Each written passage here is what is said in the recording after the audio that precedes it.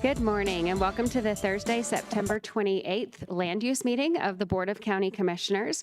We are going to begin our meeting this morning with the Pledge of Allegiance. Please stand if you'd like to join us, and that will be led by Commissioner Williams.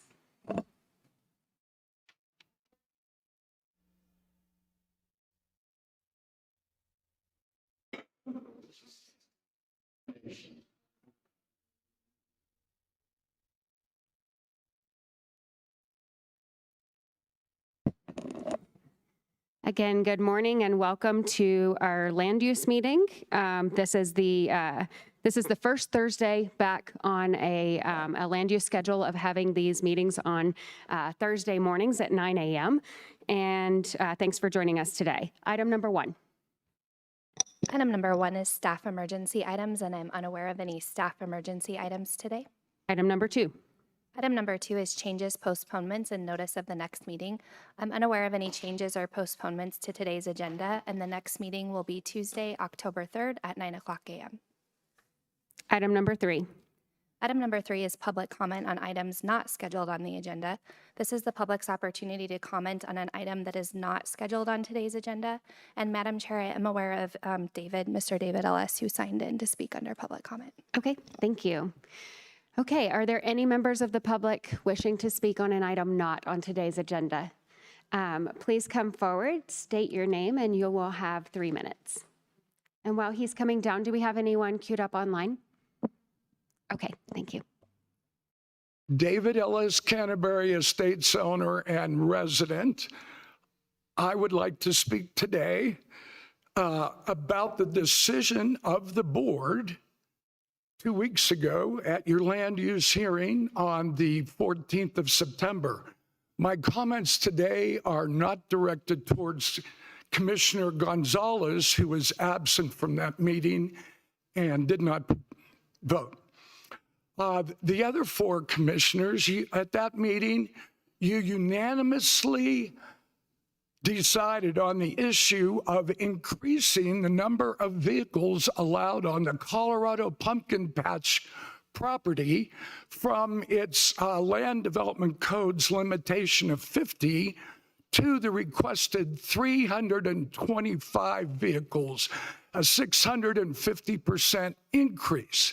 And you four unanimously decided to approve that.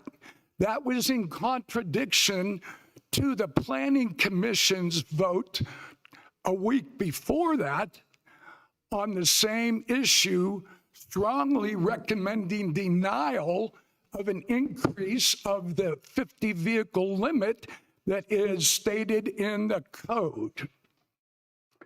Now, it was rather shocking that you unanimously decided to approve 325 vehicles in this supposedly agri-tainment endeavor in the middle of our residential neighborhood and on residentially zoned land.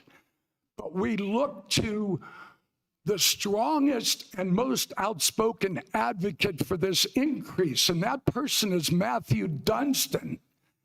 Matthew Dunstan, as you well know, is a local property developer, and he is also a multi-thousand-dollar contributor to the campaign funds of some of you commissioners. He has also done good things for the county in donating land for the location of the Monument Academy High School. As such, I think he is a golden boy, a darling of you commissioners, and Matthew Dunstan's track record shows that what he wants from you commissioners, he gets. Now, why does he so dearly want 325 vehicles on the Colorado Pumpkin Patch property? Well, you don't have to look any further than the fact that 2 years ago, he bought 40 acres, 2,000 feet away from Colorado Pumpkin Patch on the east side of our Canterbury Estates neighborhood. And I'm sorry, I've run out of time. There's much more. I would like to send you all an email fully explaining what I wanted to say today. Thank you. Thank you, sir. Are there any other members of the public wishing to speak on an item not on today's agenda? Okay. Item number 4. Item number 4 is the land use consent calendar, including items 4A through 4F. Are there any members of the public wishing to speak on any item on the consent calendar today? Okay. Any discussion up here?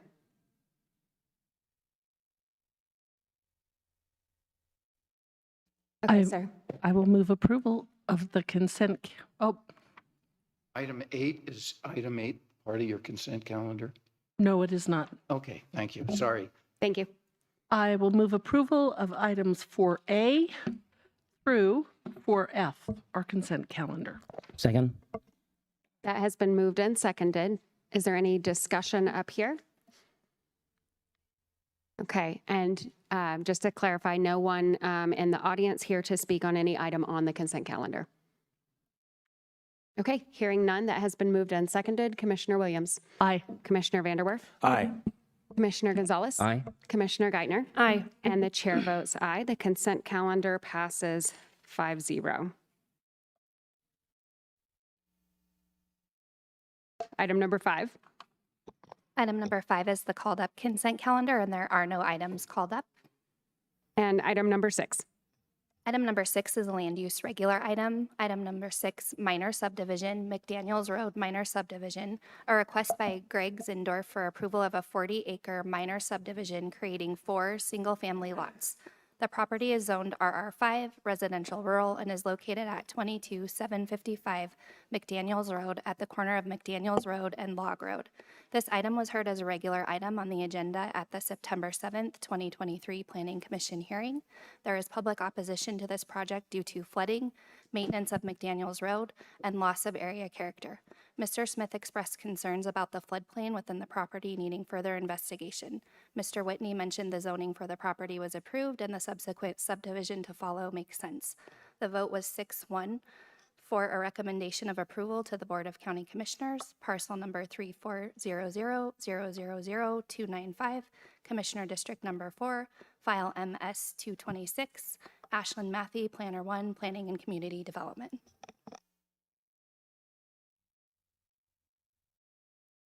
Good morning. Good morning.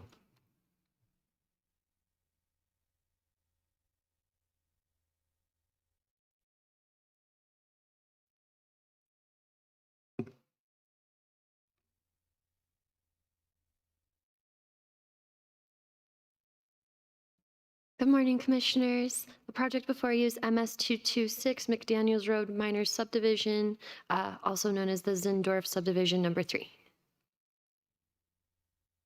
My name is Ashlyn Matthey. I was the planning reviewer on this project. Carlos Hernandez was our review engineer. Public input, if you are watching remotely and wish to if you are watching remotely and wish to comment and have not provided a name and reliable phone number, please email that information to pcdhearings@elpasoco.com. I have the criteria of approval for the next 3 slides. Please let me know when to go to the next slide.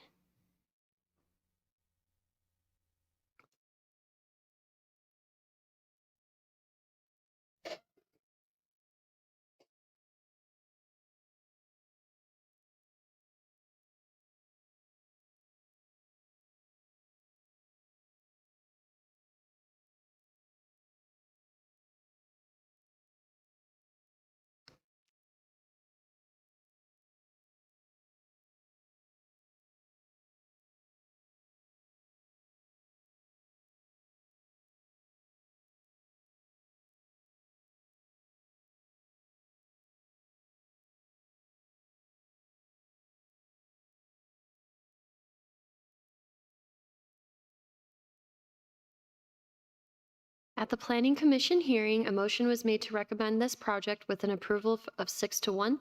This was heard as a regular item on 9/7/23. Neighbors did attend to discuss their opposition. Some of the reasons that were discussed were drainage issues, concern about flooding for the neighbors, flooding on McDaniels Road, road maintenance to McDaniels Road, and losing the character of the farm and ranch land area. The request before you today is by Greg Zindorf and has been for approval for a 40-acre minor subdivision to create 4 lots. Those 4 lots each will be 9.36 acres in size. This is a vicinity map I have. So right here, we're showing those crossroads. And then I have this image pulled out so you can kind of see the zoning around it. And then we have some of those main roads nearby. The following slide is a zoomed in area where you can see this is RR5 and then some of the other zoning districts near the area.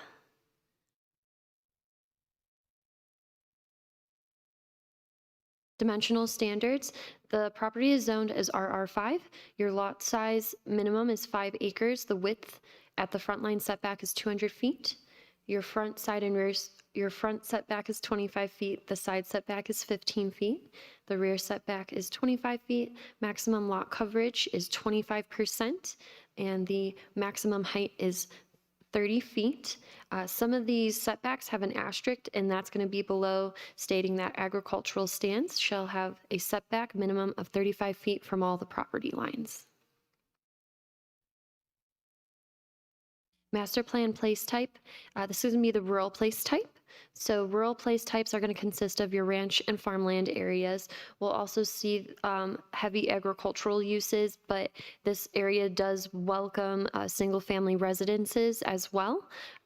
We'll also see that while we do have agricultural use out here, we do also note that there will be growth in these areas, but we want to see that it's being done in a positive way and that we're not doing any spot zoning or leapfrog zoning.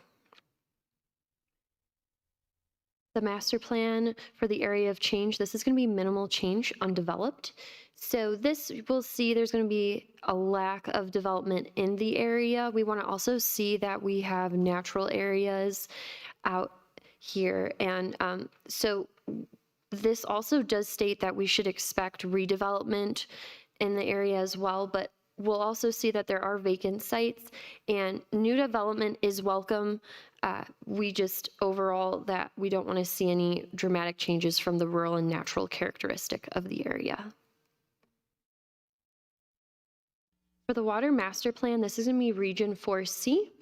This is expected to have growth by 2040. However, within the county, this region as 4C is expected to have the least amount of growth within the county. This subdivision is proposing well and septic for each lot.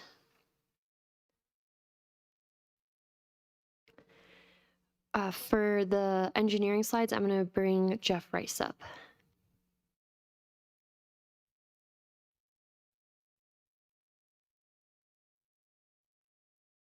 Morning, Commissioners. Jeff Rice with Engineering. So this proposed subdivision is in the Ellicott Consolidated Drainage Basin, and it does have a floodplain that crosses the subdivision from northwest to southeast. The floodplain follows a natural channel that was addressed in the final drainage report.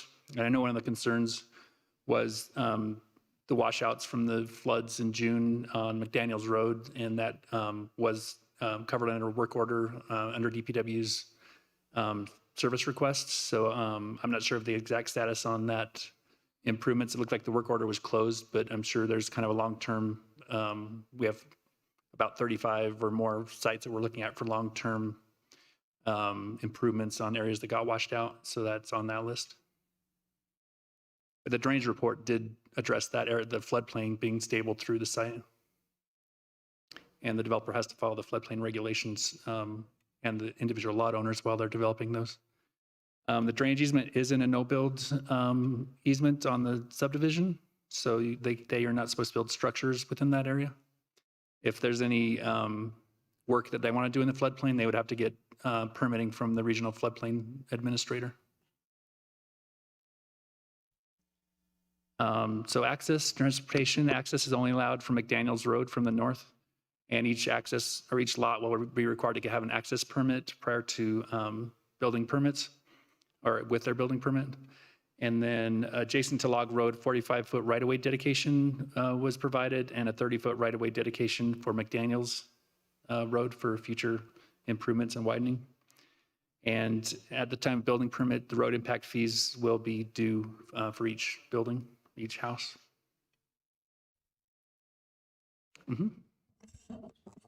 Thank you, Madam Chair. So the previous slide. So on the 4 proposed lots, the westernmost lot here, you said the access would only come from McDaniels. Correct. So does that would they, because that's the drainage, will there be a bridge to go over that for the building to be built on the south side of that lot, or would they try to squeeze it into the north side? I'm not sure about the details. Maybe the developer could say whether there was building sites looked at. They should have looked at that with the preliminary, or if there was a preliminary plan, or with this site. I'm not sure about the details of that. But if they do have to cross the floodplain, they wouldn't need to build a bridge. They could Bridge or probably do something? Because my concern on that, the others, again, they can later talk to- discussions, but right there, if somebody could address where they think they would be building there, or if they Right. build on the south side, clearly they're gonna have to get across that drainage thing. Right. And as long as they I'd be don't concerned cause of impact to the floodplain, typically a driveway could be across the floodplain. That would just go through regional floodplain to approve that. Okay, all right, because my concern would be the water, what do you call it, Right.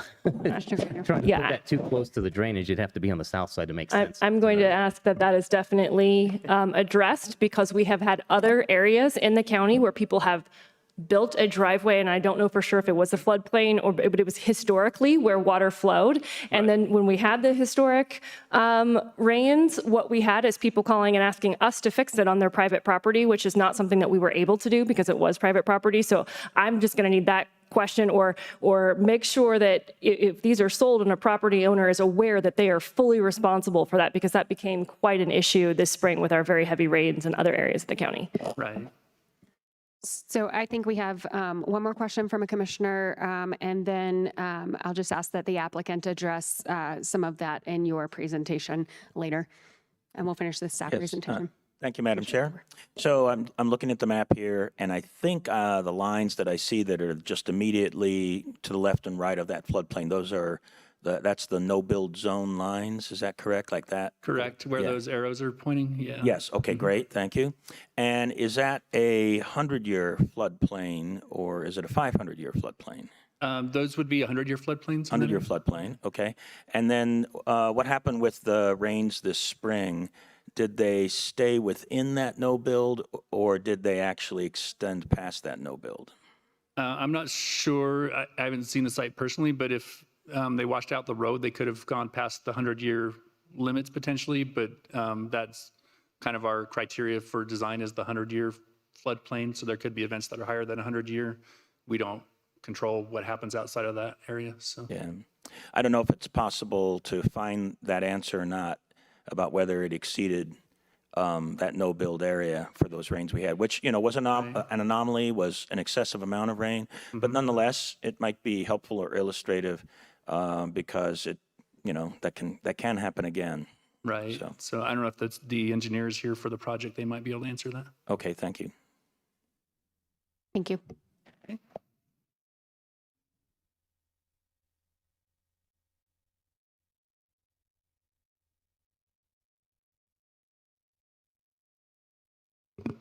For the hearing notifications on 8/18, 8 neighbor notification letters were sent to adjacent neighbors. We did have neighbors respond with opposition and with those similar concerns of flooding and changing the characteristic of the area. And then applicant information, the owner is Greg Zindorf and the representative is William Goodman and Associates. I'd also like to note that on the plat, we do have specific notes about the floodplain so that whoever is to purchase any of those lots is aware of the no-build areas and the floodplain that does run through the properties. And I will have the applicant come up. Did you have any questions for me? Any further questions for staff? Okay.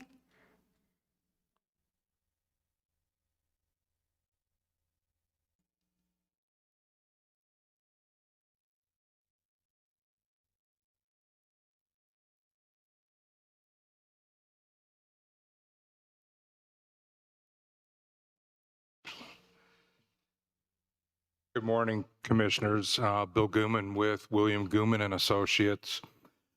This is the same presentation that had been made to the Planning Commission for a minor subdivision, McDaniels Road minor subdivision request by Greg Zindor for approval of the 40-acre single-family residential lots that you have just seen. The general location of the property is between or southwest of the intersection of McDaniels Road and North Log Road. This is Commissioner District 4. The residence that you see in the photo here is an existing residence that is on the farthest east lot. So this is one existing lot and 3 new lots that are to be provided in this subdivision. The new lots are each divided into 9.74 acres, where 5 acres is the minimum permitted size in the RR5 zone district. Again, on the far right where the leader is over here, you see that this existing home is to remain. The driveway will be realigned so that it does not cross over into this proposed lot and will have access directly onto McDaniels Road. And we are also showing in red the no-build floodway drainage. And as Ashlyn had mentioned to you and commissioners, we have in fact added the no-build floodway drainage note on the final plat. So before anybody would purchase one of these lots, they would be well aware that there are limitations as to where they're able to build. Even with the proposed floodplain, each of the lots satisfies the 25% maximum area that you can build on one of these lots. Madam Chair? Thank you. Could you go back a slide? So for being accurate in our presentations today, could you go back a slide? The southern main road is 94. Is that correct? If I could figure out how to get back to Sorry about that. this. Oops. Yeah, so you saw, so it's 94. I did want to clarify from our redistricting, which I believe already took place. This is Highway 94, This the is- orange road, and this is North Log Road. Right. So for right here. accuracy purposes, this is now in District 2. If as long as our attorney, I believe it happened. So I just want to clarify that. And it doesn't matter. I think we're going to make the same comments, but I just want to be for accuracy purposes, whether this is District 2 or District 4 now. Thank you. I apologize, Commissioner. I don't know the answer to that question. And Madam Chair, I'll just say, I think prior to the redistricting, it was in 4. And now that it's been redistricted, it does look like, to me, it is in 2. So I can understand why you have 4 on here, because probably the time when you were building the charts, that was prior to the redistricting. But Apologize for that. The assessor site hasn't been updated yet, and that's where the information came from. But whoever wants it, Well, it's between one of the two of us, it is in there, and I'm not sure that takes place until after the next election, but that's neither here nor there, either way.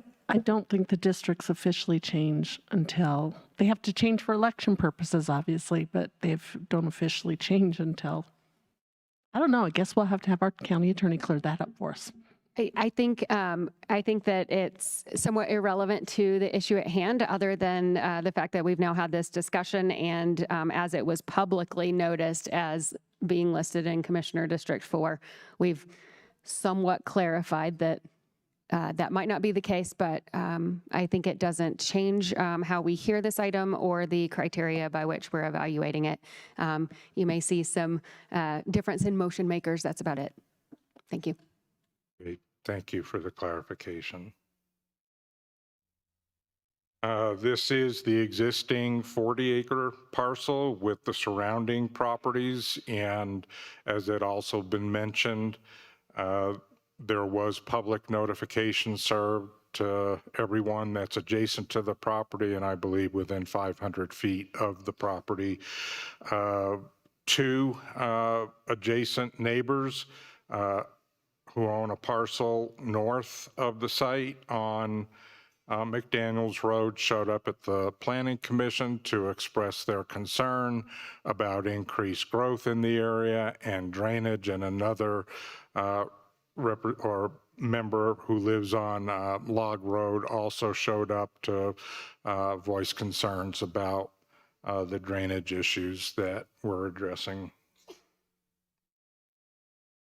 Just to put this into perspective, the starred area in the center of this graphic is the property with the 3 proposed 9.74 acres and the 1 proposed 9.74 acres with the existing home. And this exhibit was prepared to address spot zoning and concerns with zoning that came up previously. We just wanted to show you that this does not really set a precedent for the area. We identified all the other A5 and RR5 and RR 2.5 parcels that have been approved over the past several years. We do also have the existing RR 2.5 subdivision to the west of the site. We did not include the PUD lots that are in the Mayberry subdivision that is south of Highway 94. So we had indicated that rezoning this property, which the commissioners approved back in November, I believe, of last year, is compatible with surrounding zoning, and that was not an issue at the Planning Commission, but I thought I would bring it up anyway. This is a copy of the final plat exhibit that was submitted to the county. Again, the actual final plat that would be recorded does have a note on it regarding the no-build area in the floodplain, so that any potential buyer of the 4 lots would be well aware that there is a no-build within the floodplain. And we did submit with our application a master drainage development plan that identified the floodplain. It did acknowledge the issues on McDaniels Road, which is north of the site. The area that I believe the commissioners were concerned about, and I know one of the neighbors were, in a previous flood occurrence, occurred north of the property and was upstream of this property. None of the flooding that had occurred in the past was south of this property, and as a result of any development on this property, because other than the one existing home here, there is no development on the property. Commissioner Vanderwerf. Yes, thank you, Madam Chair. I appreciate you bringing up that map, and if you could go back just You want me one. to? Thank you. And now that I know how to do Now it. that you know how, yeah. This one? Oh, no, go forward one. You had it a second ago. That's not the right one. There we go. Thank you. So in the the northwest corner of this, on the western property. Right here? Yeah, and it's actually on the property line. You know, you see the squiggly line with the arrows, and they're indicating the no-build zone in that northwest corner. And then on a map that you had previously, it was really clear that the access road for that property is inside that no-build zone. I don't know if that's an issue with roads, but also I was just curious, if you keep going back, if you look there, right? So on that map, the no-build zone most definitely travels northward, somewhere around the center of that western property, and goes all the way to McDaniels Road. So where you might have the building and the road maybe just in a notional place as opposed to where they would actually go, but that road definitely looks like it's in the 100-year floodplain, and possibly the building where you have on this map might be in there as well. So Yeah, and Commissioner, this is a graphic representation for the commissioner's information. There are no contracts to purchase the property, the lots yet. There are no development plans that have been submitted. This is strictly an illustrative representation to show where the buildable areas are in each of those lots. So certainly I understand what you're saying about the access driveway. And if that access driveway is within the floodplain without prior authorization from the floodplain administrator, that would have to be relocated. But again, this is strictly an illustrative graphic that shows the buildable areas of each of these lots. thank you. I just noted what I considered to be a discrepancy between the two, but since it's notional in nature and not necessarily exactly representative of where the road or the building would go on that western property, that's fine. Thank you.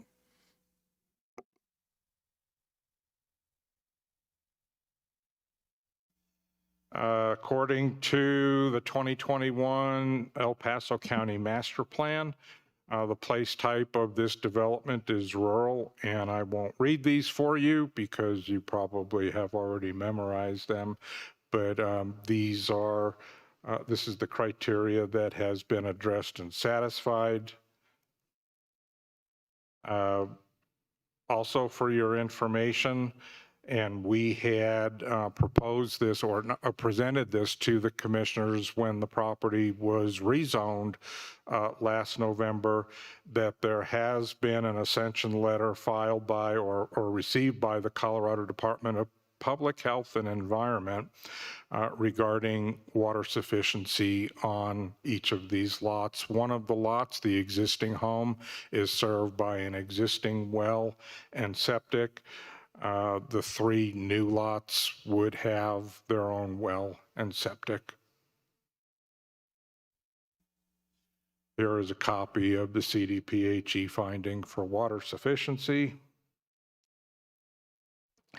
And I'd be glad to try and answer any other questions that you might have, but we're requesting for approval of the minor subdivision to create 4 single-family residential lots at 22755 McDaniels Road.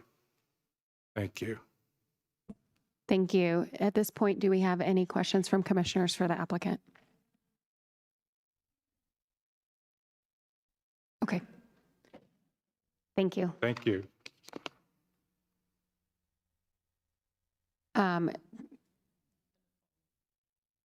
Okay, I think we do have a follow-up question for staff. Thank you, Madam Chair. And so it goes back to the same request. Are we comfortable with whatever restrictions and conditions we have for the buildability for a future resident on the westernmost property? So we had reached out with the floodplain or county floodplain administrator, Keith Curtis. I had chatted with him on the phone about this, but he did a review with an EDARP, and he found that the plat notes that we have for the floodplain on the plat were sufficient based on the floodplain throughout the properties. So this no build area is specific to structures. So if someone did want to put perhaps a road or a driveway, that would be different than if they were putting like a house or anything like that. So structures specifically would not be allowed. If a driveway or something like that was to be proposed, I believe that wouldn't fall in line with the same as the no build that we have specific to the floodplain. And if I can clarify the question a little bit too, do we know from the most recent flooding in the area and the rains this year how McDaniels Road was impacted or not? Do we have engineering staff for? Right. Thank you. Jeff Rice again. I'm not exactly sure what happened, but that was identified as, again, one of 40 approximately locations where culverts were washed out and had to be replaced. So I'd have to check on exactly what the fix was, but I know in a lot of areas they've just either put the same culverts or what they had on stock in place until we can find the long-term solution to those. And that's on our list to kind of go through all those 35 or 40 areas and see what needs to be done for a long-term improvement to correct that. Commissioner Vanderwerf. Yes, thank you, Madam Chair. So, and just kind of an adjunct to that, but perhaps it's clear already. So there certainly, was the challenge about the road itself, but then I just don't know if there was any observation that had been made about the actual 100-year floodplain on the property itself, if that floodplain had been exceeded. And you may have no way to Right, I would figure have to that look out, to see but- if anybody took any notes when they were looking at the sites where I had washouts. Typically, we would just be focusing on the road and not where the floodplain went besides the road. Okay. But if some information that might address that question, is available, or if someone else might be able to testify about that'd be good to just hear. Thanks. Yeah, I guess just as a side note too, the Colorado Water Conservation Board, CWCB, is in the process of updating floodplains in this general area. So we have discussed with them based on the impacts from the flooding, if they need to, because they've gone out and done the preliminary data gathering, so they may need to update that based on what happened during the flooding. So we're kind of working with CWCB, so when they update the floodplains, if we can get updated information in there, that would update the floodplain maps also. Commissioner Geithner. Thank you, Madam Chair. So I want to go back to this driveway thing. I understand that no structures can be built, and so then we're talking about driveways. But my biggest concern is what happens when we have someone, what is the process for them to, are they going to have to go through the floodplain administration to put a driveway there? Or will it just be what is the process? Because I want to make sure we don't end up with situations that we have had in other locations where we have water flowing across a driveway and someone cannot access their home. So understanding, at least if that is going to be a case where they're going to be allowed to have a driveway in a situation like this, what does that process look like? And will they fully understand that they are responsible in a situation where that could happen? Right. So in order to get the building permit, then that building permit gets referred out to agencies, including us and the floodplain administrator. So if they build a structure or a house behind the floodplain, that would come up as a flag for the floodplain administrator to notify them they have to get a permit for whatever they're doing in the floodplain. If they put a shed or something behind there that doesn't require building permits, they could put a little driveway that doesn't require any approval really. And it's kind of staff's opinion, there's enough room in that northeast corner. There's approximately 35,000 square feet that they can have the driveway on the east side of the lot, and it shouldn't cause a problem. But if they were to try to put a driveway through that, they would have to get a specific permit, and they would be aware that they are putting it in a situation where they may not have access to their home. Right, if that's done with the building permit, yes. Okay, I just want to be sure of that. Thank you. Okay. Thank you. And again, we will have the opportunity to ask more questions of the applicant and staff. Let's move on at this point to the public hearing portion of this item. Are there any members of the public wishing to speak in support of this application? Anyone present to speak in support? Okay. And any online? Okay. Are there any people wishing to speak in opposition of this application? Okay, if you could come forward and state your name, and you will have 3 minutes. Good morning. My name is Carol Robinson. I am just north of this property. My map isn't quite as nice. Can we get the overhead, Nancy?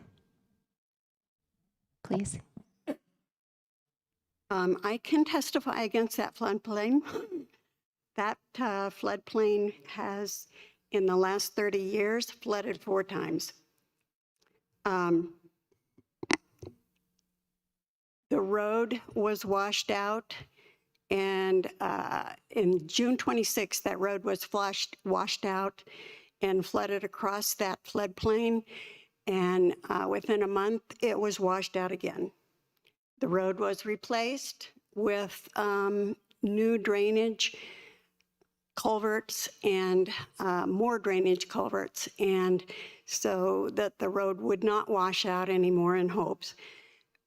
But now that flood will go across that, and that is actually more of a creek bed now rather than a floodplain. There is still water in there. The reason that house is up in the corner was because that was the only place she was allowed to build without buying flood insurance, which usually runs about $700 a year.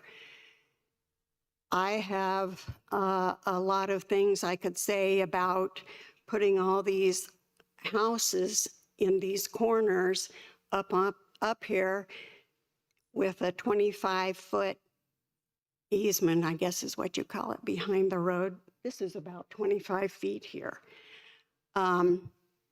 We have cattle, we have horses. The immediate surrounding properties are all 40 acres or more. We have horses, cattle. Those 10-acre people will want horses and cattle, and their well, if it's under 35 acres, cannot be supplied for anything other than household use. So we will make sure that they know that they are going to be in a floodplain. I don't know how in that one corner they're going to have septic, well, and a house and a driveway without interfering with other people's properties. This is not in character with the immediate properties around us. And it's not we don't want it in our backyard. It's not, they could be wonderful people, but we have wonderful people now. We don't have a lot of noise. We have somewhat privacy there. We thought we got away from the urban sprawl, but the urban sprawl is now going to be right across the road from us. We were hoping that the small farms and ranches would not be run out. Thank you very Looks like much. they are. Thank you for your questions comments for today. me? No, thank you. Are there any other members of the public wishing to speak in opposition to this application? Ma'am. Are mowing, taking care of the cattle. I was the only one that could come today, sorry. Thank you for respecting the time limits. Appreciate it. Are there any other members of the public wishing to speak in opposition to this application? Okay. Hearing none, the applicant now has a chance to address any issues brought up.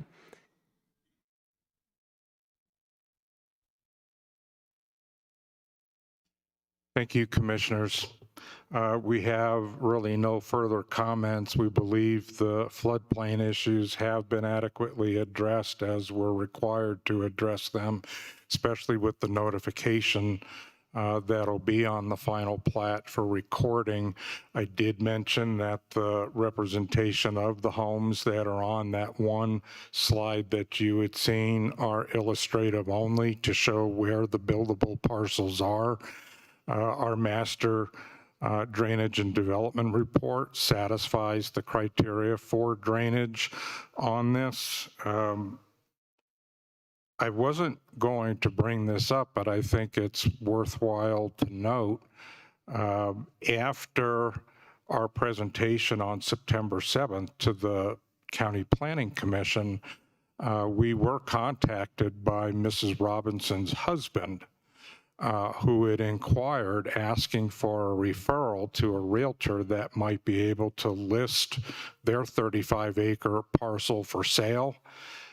Indicated that they were probably too concerned about future development in the county, which had slowly encroached and surrounded them. We did make a recommendation to a realtor that does market property in that area. So we're a little confused with the mixed signals that are being sent that on one hand, Mr. and Mrs. Robinson have shown up in the past to object, number one, to the rezoning of the property, which the commissioners, you did unanimously approve last December.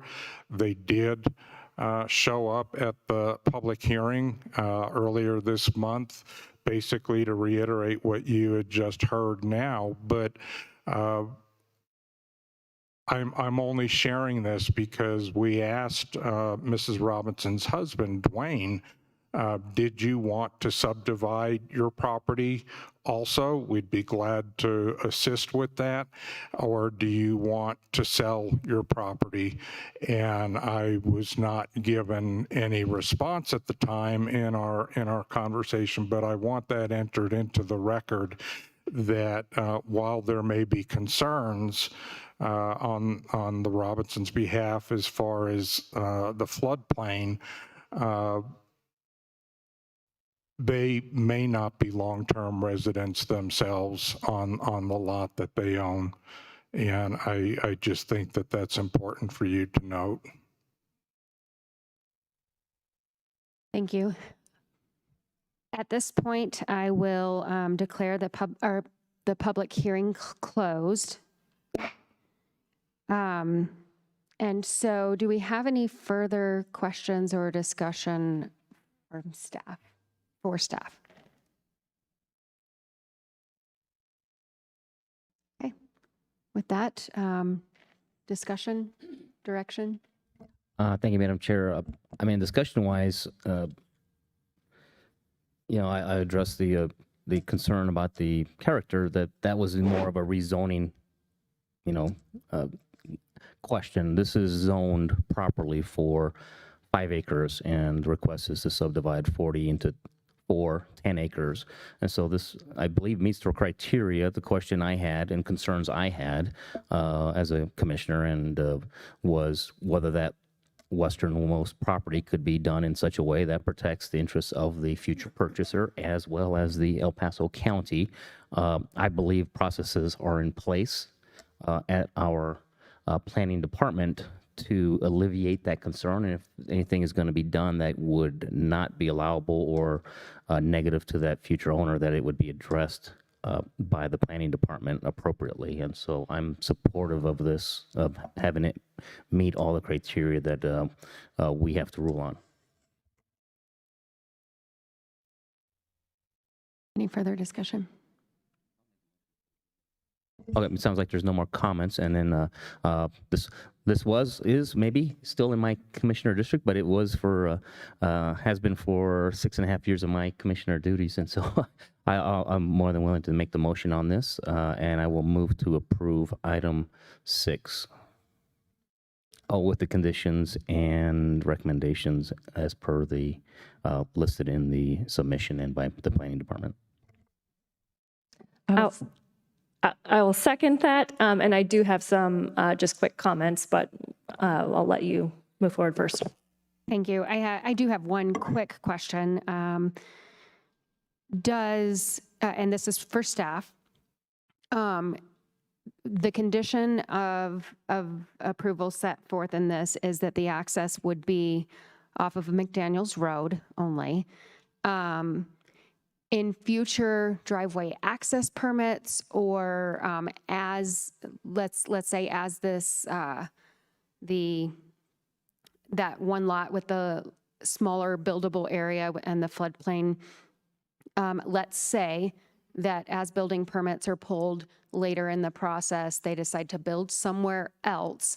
What is the process on driveway permits? If we approve this with the notations and conditions of it today, are we really limiting the future owner of that lot to only be able to access from McDaniels Road, or is that another step in the process? And if so, is that administrative approval, or does it come back to us? It would have to be a plat amendment if they're trying to change a plat note or condition of approval where they try to get access somewhere else than what the limitation is per the conditions and plat notes.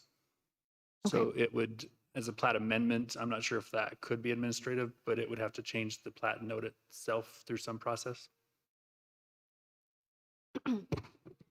Typically, plat amendments are done administratively as far as I understand, but again, it's a additional process the applicant would have to go through because they're changing the notes that we provided originally. So there is an additional process they would have to go through along with additional reports and documents that would be required if they were to try to change the access. Again, if they were to do driveway access permit, building permit, things like that, it would go through our department. A lot of times we do reference back to what does the plat say, what was originally approved, is this different? And then, you know, we can bring on additional agencies as well who would review that. And I think that Keith Curtis, the floodplain administrator, would be someone we would be putting on for any of those processes moving forward if someone were to want to alter the plat or conditions of approval as approved today. Great. Thank you for putting that on the record. I think given the concerns that we've heard about that one piece of it, I wanted to make sure that that had the potential to have a whole other process that would be where all of this consideration, all of these concerns could have an opportunity. Madam Chair. Commissioner Vanderwerf. Yes, thank you. So I don't have a question specifically at this point, but I did actually experience this myself on a piece of property that I owned. This was a piece of property in Virginia. It was a residential area. And then the 100-year floodplains were reassessed. Prior to the reassessment, I had nothing developed on the property that was in a 100-year floodplain. After the reassessment, a 20-foot section of my sidewalk in the front yard, which was in the extreme corner of the property, got placed into the 100-year floodplain. And then the next thing I knew, I was being required by my insurance company to buy flood insurance because a 20-foot section of my sidewalk was in there. And ironically, one of the solutions was rip the 20-foot section of the sidewalk out and make it undeveloped lands. That seemed ridiculous. I was able to get that all worked out, but the house and the driveway were not in the floodplain after the reassessment, but this small section of sidewalk was, and it affected the entire property. So I just do make the point, it's somewhat similar to Commissioner Geithner's point. Any of the future owners just need to know, you know, they run the risk of maybe having to buy flood insurance depending on how they build and so forth and so on. I certainly have been personally experienced that myself on a property in Virginia, and it can happen. It can happen. Thanks. Commissioner Geithner. Thank you. I just wanted to, for the record, be clear that I do think that this met the criteria as presented, which is the thing that we look at here. And I think this entire process is set up so that we do respect the rights of a property owner to utilize their property, and that's very important. The questions around the floodplain, I think, are very important. I think my questions have been answered, and I am satisfied that while there are some concerns as a property owner of having that on your property, it will be clear and transparent to that property owner, and they can take that risk on and what they do with that property in full transparency. And that's, they have the right to do that and decide what amount of risk and what the value is for them when they build on that property. So I think all of those questions in my mind have been met, and those are the reasons why I am in support of this application. Very well said. I also believe that the criteria has been met, and I have some concerns that are now on public record. Yeah, I would state that, yes, I believe the criteria have been met. And I also believe that in the selling of these properties, Mr. Gooman is going to make that very clear, that they can't they can't expect the county to come in and rescue them if there's a floodplain coming through there, because we can't do those kind of repairs on private property. So when there's a major flood coming through there, if they have a bridge or any sort of access, they would have to replace it themselves. Okay, there's a motion and it has been seconded. I will call the roll. Commissioner Williams. Aye. Commissioner Vanderwerf. Aye. Commissioner Gonzalez. Aye. Commissioner Geithner. Aye. And the chair votes aye. Item number 6 passes 5-0. Item number 7. Item number 7 is the minor subdivision for Gunners Ridge, a request by Drew Makings for approval of a 38.83 acre minor subdivision illustrating 4 single-family residential lots. The property is zoned RR5, residential rural, and is located at 12172 Goodson Road, directly northwest of the intersection of Goodson Road and Ayer Road. The applicant is also requesting a waiver of the Land Development Code, Section 8.4.3B4, maximum flagpole length. The Land Development Code states the length of the flag lot pole shall not exceed the length of the longest side of the flag portion of the flag lot. The applicant is requesting the length of the flagpole to be 1,097.19 feet, where the longest side of the flag portion of the flag lot is 560 feet. This item was heard as a regular item on the agenda at the September 7th, 2023 Planning Commission hearing. The vote was 6-1 for a recommendation of approval to the Board of County Commissioners. The nay vote was based on the opinion that the project did not meet the waiver criteria of Section 7.3.3 of the Land Development Code. Parcel number 52140000014, Commissioner District Number 2, file MS-233, Kylie Bagley, Planner 3, Planning and Community Development. Good morning, Commissioners.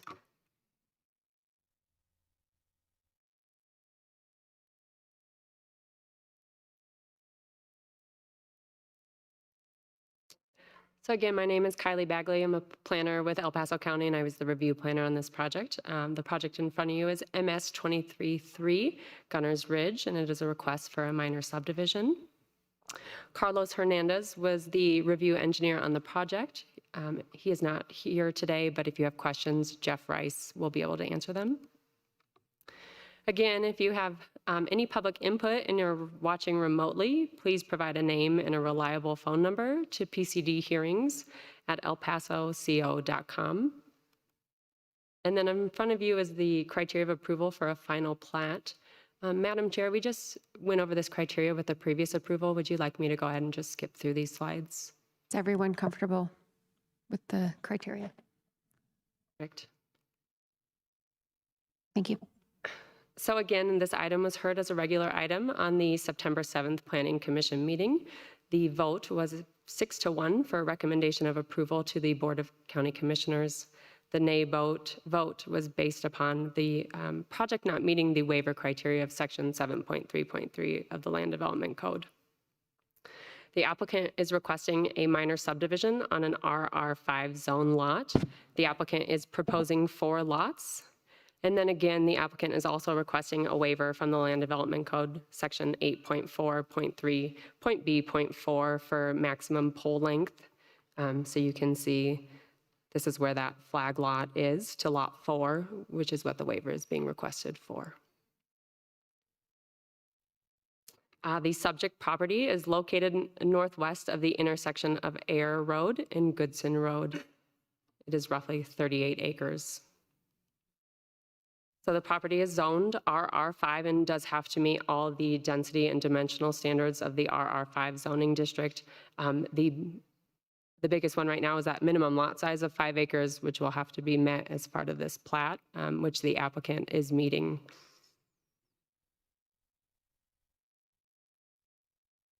The master plan place type is large lot residential, and the primary land use is single family detached residential, which is typically 2.5 acre lots or larger.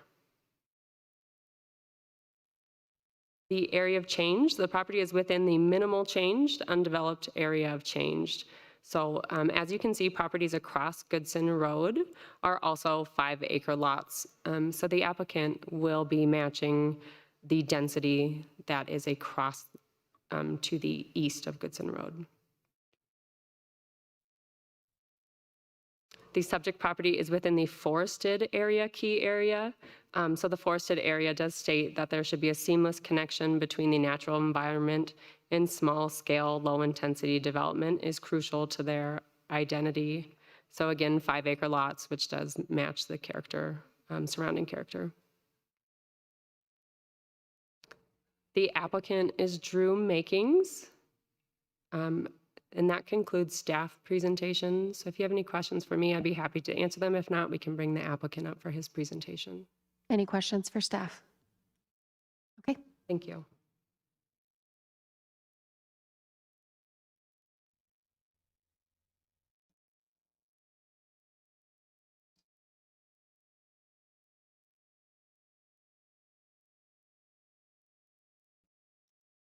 My name is Drew Makings. A lot of this will be probably repeat information, so sorry about that. We'll go over the project scope, how we meet the land development code, and the master plan compliance. As stated, we're proposing 3 5+ acre lots and then 1 larger lot. We are also providing additional right-of-way to the south here for continuation of Ayer Road for possible future build-out with the county. And then the shared driveway portion was a requirement, and we're meeting the requirement coming from existing driveways to new driveways, as well as trying to provide very little impact to the intersection of Goodson and Ayer at the south side of the property. And so keeping that as far north as possible. So we're following the current RR5 zoning, which is minimum 5 acre lots for single family residential building. The shared driveway was required, like I said, to alleviate traffic concerns and minimal impact to existing traffic there. And if I could go back one. We're also providing some right of way here to straighten up. Goodson Road does not align throughout this intersection, so we're providing some additional right of way here to allow that to transition better. Lots all have frontage to the public roadway, and the lot layout does not impede any of the flow for natural water courses. And then there was also, it does not have any concerns with additional runoff per the engineering criteria manual, as well as the drainage report that was done. I'm continuing on the land development code compliance. The expected average daily traffic for the 4 lots was approximately 40, which is much less than the 100, which would require a transportation impact study. All utility easements have been included on the plat and have been approved by the respective agencies. Mountain View Electric, Fire has reviewed this and looked at the turnarounds, and they were okay with the shared driveway layout, and then gas. Aquifer replacement plan has also been reviewed and was approved by the Groundwater Commission. And then the county water attorney has also reviewed the water findings, and they found that the water supply will be adequate and will not cause any injury to decreed water rights. And then the master plan compliance, we're both for land use and housing and communities is considered large lot residential. So it allows the proposed single family detached residential housing as long as the lots were 2.5 acres or larger. We're doing a little over 5 acres for each lot.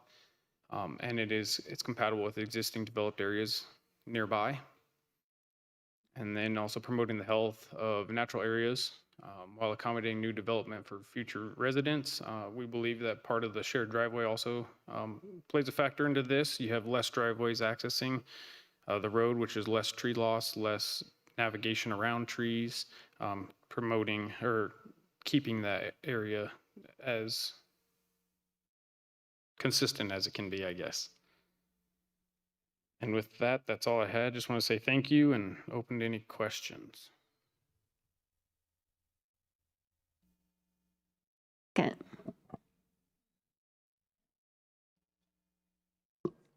Commissioner Vanderwerf. Thank you. So, when I first read the text on this item 7, and it was asking for a flagpole to be 1,097 feet, and I hadn't seen the map yet. So I was thinking, oh my gosh, that is one huge flagpole. And by the way, the tallest flagpole on the planet is 662 feet. So I'm like, okay, in El Paso County, we're going to have the tallest flagpole on the planet. It's a sight And to then be I seen. looked at the map and realized the term flagpole was in fact referring to something else. So just make that point. And I'd like to, if it's okay, expand on that a little bit. There is approximately 7 acres of no build area within the front of that property. There's electrical lines running through there, so that's another portion or part of the reason of that flagpole being so long is we have a large easement here that we're trying to get past to allow for a buildable area for future lot owners. Thank you. Any Thank you. further questions for the applicant? Okay. At this point, we will move on to the public input portion of this item number. Is there anyone here in support of this application that would like to speak?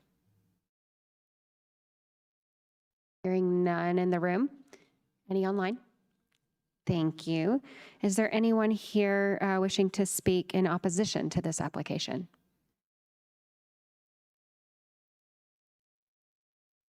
Hearing none in the room and none online. Okay. Any final comments from the applicant? Okay. The public hearing portion of this item is closed, and we will move on up to comments, questions, and a motion from the commissioners. There are no other comments. I will happily move approval of this item as it is presented. And I just want to say again, we look at the criteria on these things. This is very clear to me that it has met the criteria. And I have no concerns with the flagpole other than the confusion on what exactly we were referring to. But this makes a whole lot of sense and seems to be in compliance to me. I'll second. And I was going to say that would have been one very, very large flag. I just wanted to point out that clearly a lot of thought went into, understanding this area, and I mean, it's impressive. It's what we're seeing in front of us is indicative of an applicant and staff working together very, very well to figure out how this property owner could do what they wanted to with it. And I would just like to say thank you for that cooperation. And with that, I will call the roll. Commissioner Williams. Aye. Commissioner Vanderwerf. Aye. Commissioner Gonzalez. Aye. Commissioner Geithner. Aye. And the chair votes aye. That passes 5-0. And yes, at this point, we will take a short break, and we will be back at 10:20 for item number 8.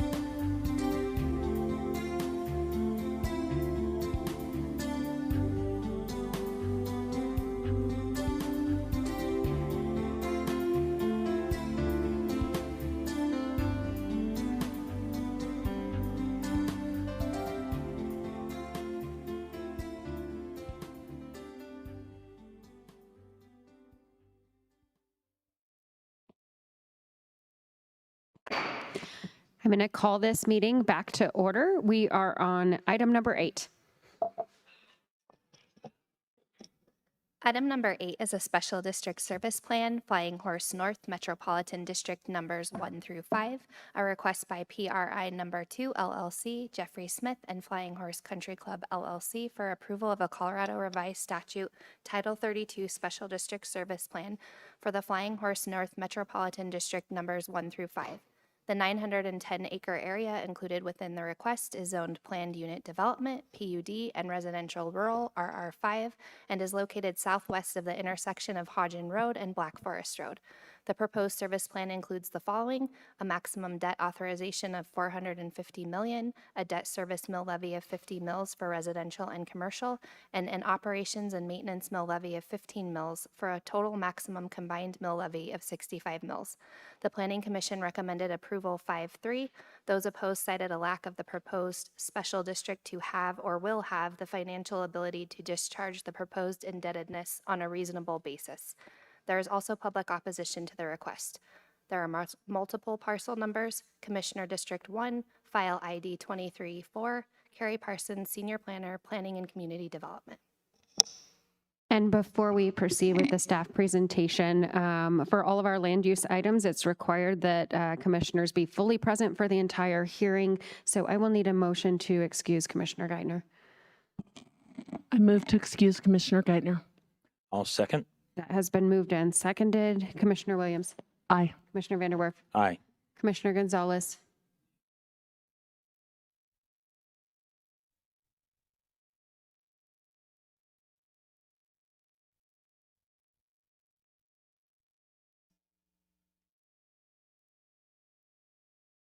I'm sorry, this is the first I've heard that she wasn't going to be able to attend. I'm not trying to cause any problems.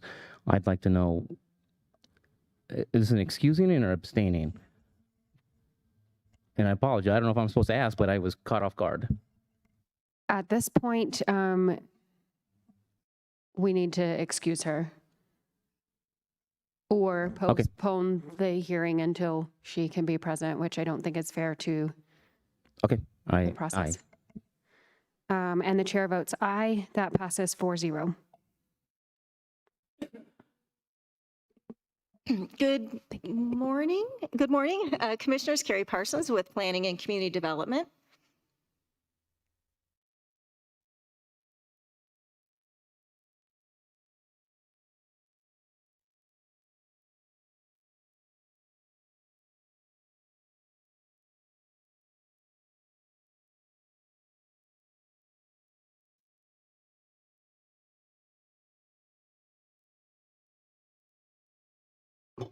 Okay, this is a request, as Ms. Allard read into the record, for a metropolitan district.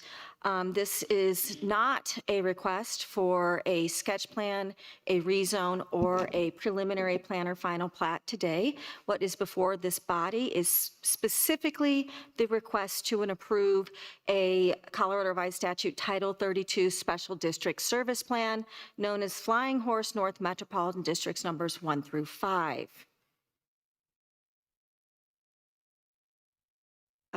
The review team on this was myself with assistance from Ms. Smith. Ms. Smith from the Finance Office is here to present a slide regarding SOT or special ownership taxes, which is included in my presentation.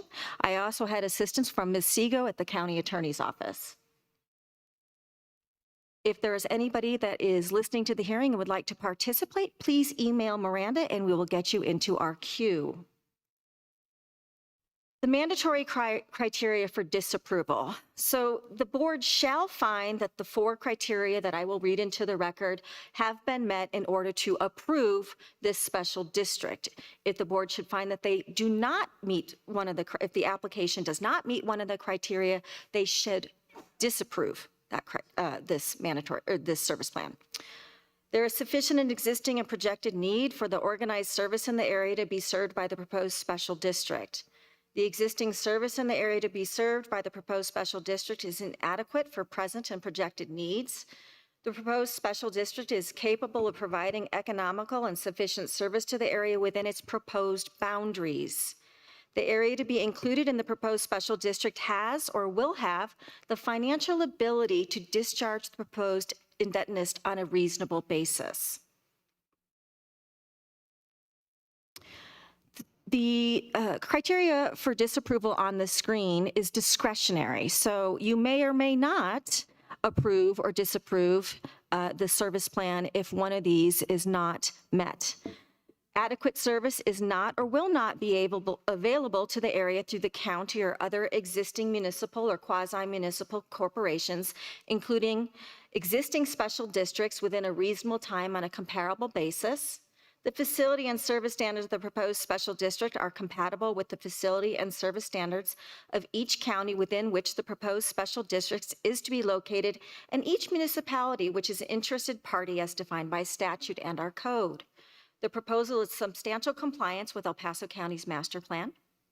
The proposal is in compliance with any duly adopted county, regional, or state long-range water quality management plan for the area.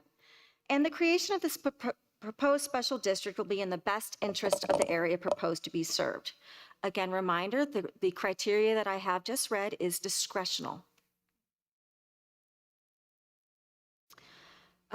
The request that was heard at the Planning Commission has slightly changed. So the request to the Planning Commission was for the Flying Horse North Metropolitan Districts number 1 through 5.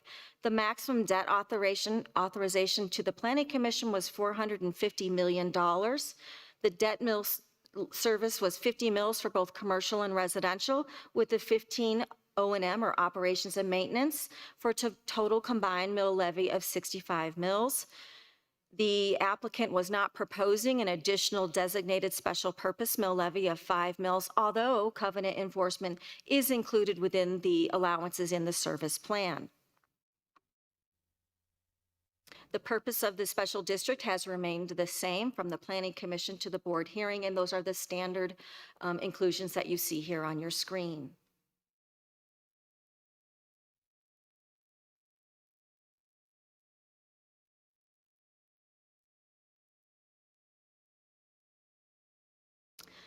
The Planning Commission hearing was held on August 3rd. The Planning Commission had specific conversations regarding the applicant's proposed build-out schedule of the development.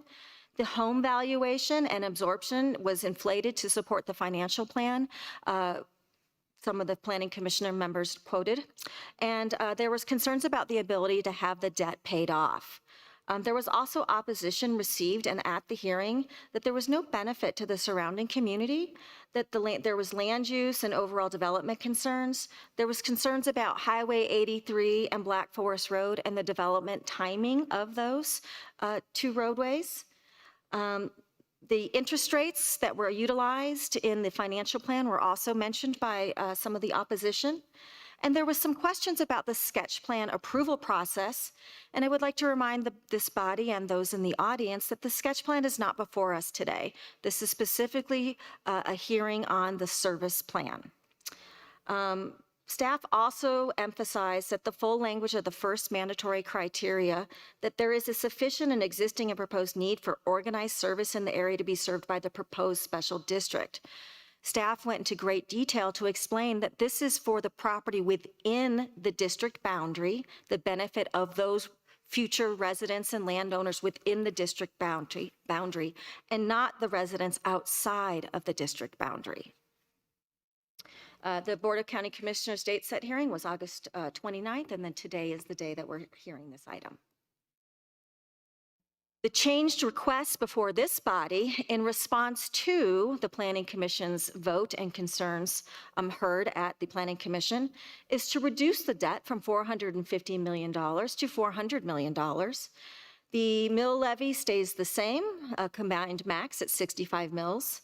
There has been a revision to the service plan provided by D.A. Davidson, and so the luxury custom single-family units went from $6 million to $3.5 million. The branded stack flat product went from $3 million to $2.5 million. And the financial plan accordingly, and the revisions had the effect of reducing the total bond For the project, approximately $401.6 million, down to $364.3 million, hence the lower request for the maximum debt.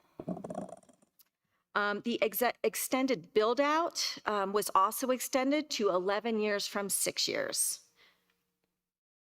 And I have a quick question for you. As I understand it, this modification was made based on some of the discussion and input at Planning Commission? Yes, so because this is in response to the Planning Commission's concerns, the applicant did work with staff and has addressed those. They feel they have addressed the Planning Commission's concerns with this now application. Okay, thank you. Any other questions on this slide? I do have a question. So this debt is just for 30 years, or is there a possibility to refinance and go to 40? Well, thank you, Commissioner, because you have just led into my next slide. Thank you. So I wanted to present some new terminology to the body because I haven't done this before. I kind of went on a deep dive research project for this based on some questions that Commissioner Gonzalez had sent our director. So maximum maturity for bonds is in Colorado Revised Statute 32-1-1101, and it does provide the authority for special districts to issue those revenue bonds. There is no definition of maximum debt levy imposition term, so the total time that an applicant can refinance bonds and acquire that debt. So maturity, as we look at that when we are looking at our service plan, means the date that the principal of the municipal security, bond, loan, or other form of bonded indebtedness becomes due and payable to the bondholder. Typically, for municipal bond issuances, this is typically within 30 years, and then for federal tax purposes, the bond or other indebtedness being issued to show reasonable expectation of payoff by the date of that bond maturity. The county's model service plan and policy have a maximum maturity period of 30 years for that debt.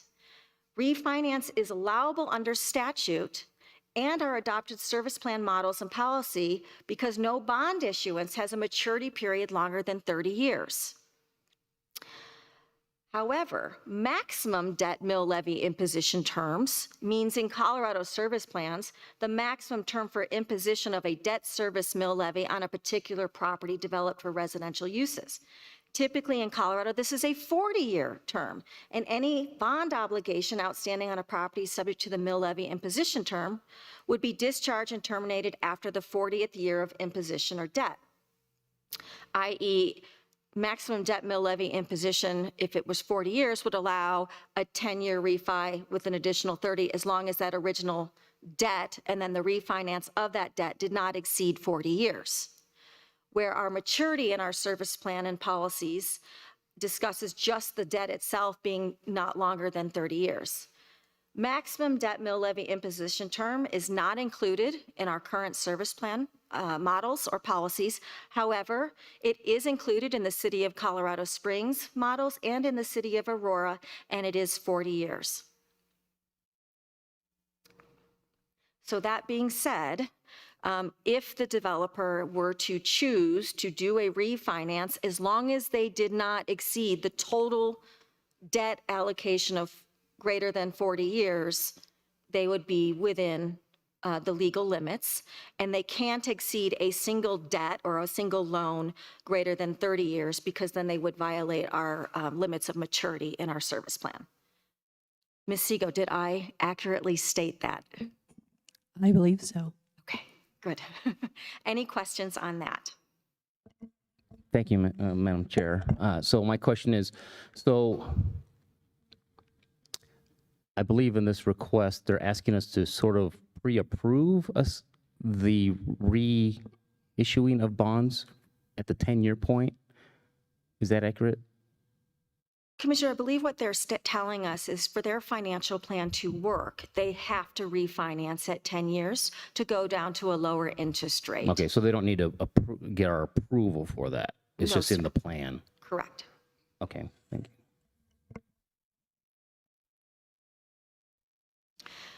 This next slide is going to address some of the questions that were asked in terms of a an application that is not within the county's purview, but it is within the city of limits and is the closest district. So on the map you see here, the site in yellow, you can see that the existing Flying Horse development within the county is not included in this service plan, although it is adjacent to. So everything in yellow is within the proposed service plan before you today. If it is not in yellow, it is not included in this service plan. Further to the west, West Stagecoach Road, and then going down Highway 83, south of Northgate Road, we have the City of Colorado Springs, which another development, Flying Horse, also exists within the city outside of the county's jurisdiction. And there were some questions as to what that special district, some of the numbers there. So in trying to work with the applicant, these are the answers to those questions. So Flying Horse in the city, not in the county. 1 through 3 did not have a maximum authorized debt limit when it was approved in the city. Sorry about that. Flying Horse 1 through 3 did not have a maximum authorized debt limit when it was approved in the city. However, it did issue about $96.9 million from 2004 to 2015 as a total. Specifically, District 1 issued $17.6 million in 2005, and they have no outstanding debt. Flying Horse Metropolitan District Number 2 had previously issued $8.5 and $15.7 million bonds in Series 2013 A and B. They had also previously issued $4 million and $9.2 million in bonds in 2005. They do have some outstanding debt at $58.5 million for those 2020 series bonds A and B, and those are incurring interest. Flying Horse number 3 previously issued and refunded debt of $5.8 million. They do have some outstanding debt of $19.4 million in their 2019 A series bonds. So I think those were the questions that I was asked. I hope I answered them, Commissioner Gonzalez. Commissioner Williams. This is very interesting information on the city Flying Horse. Are those being paid back with a property tax? Do you know? I'm going to ask the applicant to be very specific in his response when he presents on exactly what funds. I'm not sure if there's an RFE or a PIF included in that development. So I have a slide. I'll get to it in a second, and then I'm going to punt to the applicant if that's okay. That's okay. Thank you. Any other questions related to the Flying Horse district within the city of Colorado Springs? Any questions to the location of the Flying Horse North District, which is the application before this body? Okay. Zoning of the area in 2016, a majority of the land within the proposed district area was zoned PUD, and there is an area that is also zoned a rural residential 5 acres. The initial district's boundary map that was included in the service plan is before you. So this area here in the salmon-colored pink is District 1. District 2 is this yellow, cream-colored area north of Stagecoach Road, and then the green, District 3, District 4 in the turquoise, and then District 5 in the hot pink. One of the questions that was asked was what was going to be likely to occur in these districts and what kind of density were expected in these districts. So District 1, which I've indicated with the salmon color, this orange pocket of development is noted to be commercial in the approved sketch plan. That will be in District 1. This area in here in this triangular shaped parcel is also in District 1. It is slated for fitness center, park, detention, open space in District 1.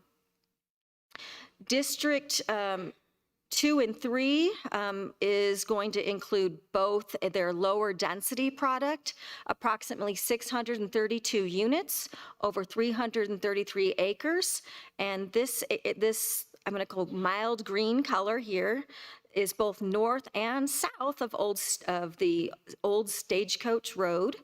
And so in terms of what district will have the highest density, I believe it would be evenly split within Districts 2 and Districts 3 for the low-density product. And then moving on, there was another question. There is a little pocket of the medium-density product, over 138 units in 46 acres, and that's at the center of the development here in the yellow.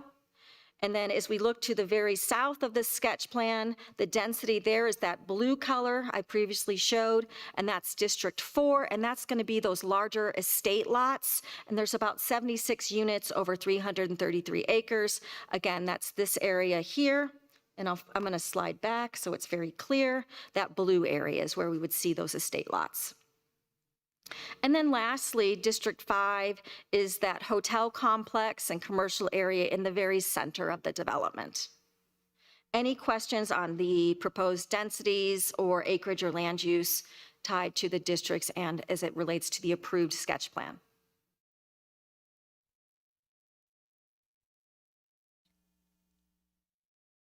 Okay, currently the mill levies on the property are at 84.555. If the district is approved by the board and followed through with the election, then the district's maximum mill levy then would go to 149.555 mills.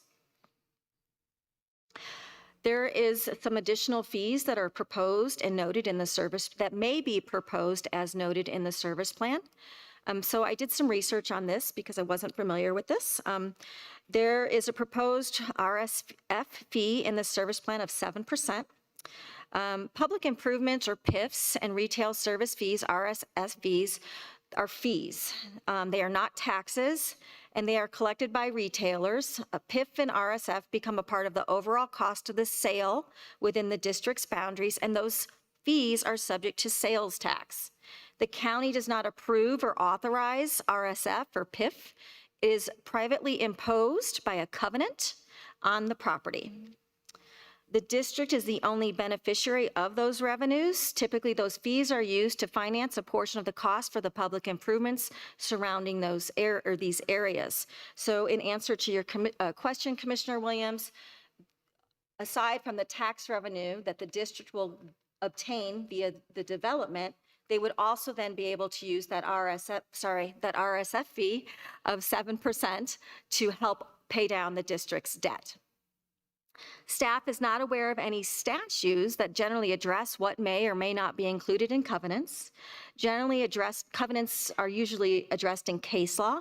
If a specific covenant provision has not yet been challenged in court, then there is little guidance on it. To our knowledge, this has not been challenged by case law in the state of Colorado.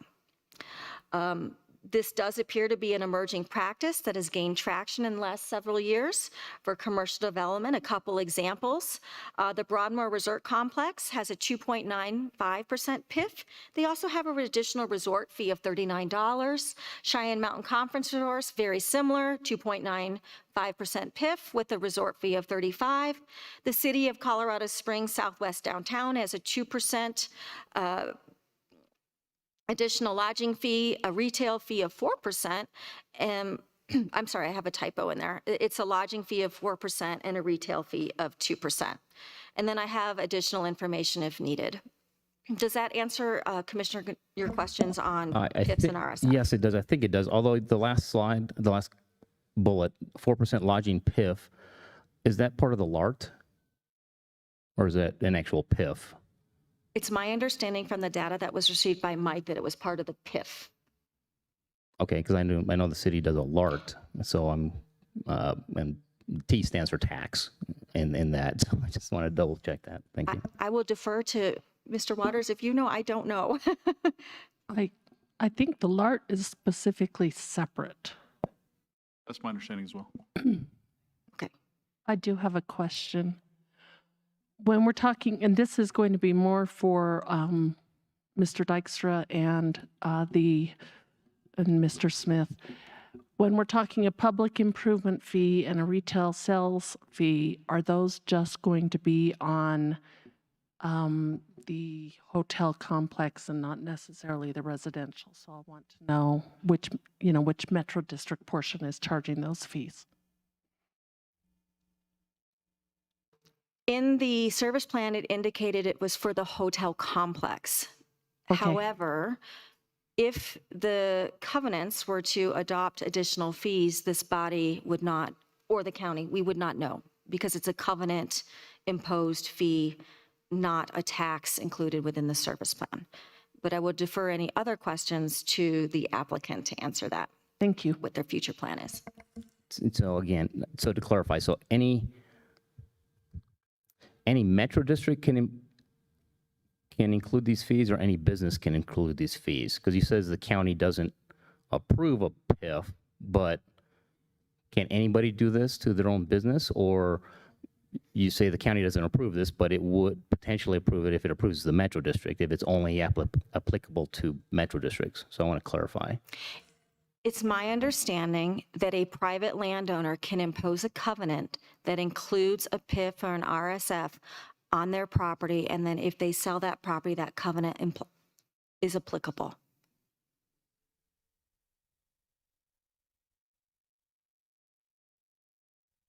Ms. Siegel, did you have any clarification on that, or is that about spot?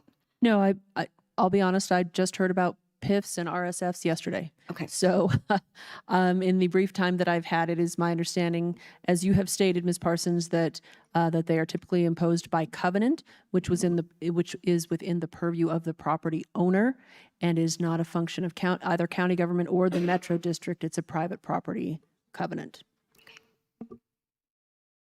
Commissioner Vanderwerf. Yes, thank you, Madam Chair. So pretty interesting information you've got here. With regard to the retail sales fee, there is within the service plan documentation, you've got that small commercial area in the extreme northeast corner. So just kind of a question, maybe a reiteration, maybe of what you've already said. Would the retail sales from that commercial area also then apply this retail sales fee, or did it seem to be pretty clear that it was just the hotel complex? And maybe that's a question for the applicant. I would like to defer that since we're not at the preliminary plan and final plat stage. The covenants haven't been submitted for a review. So until we hit that stage, we won't have their covenants, so we won't really know. But my initial thought would be between now and then, if they wanted to impose an additional covenant anywhere within that special district, they could, sir. All right, thank you. I have one more question.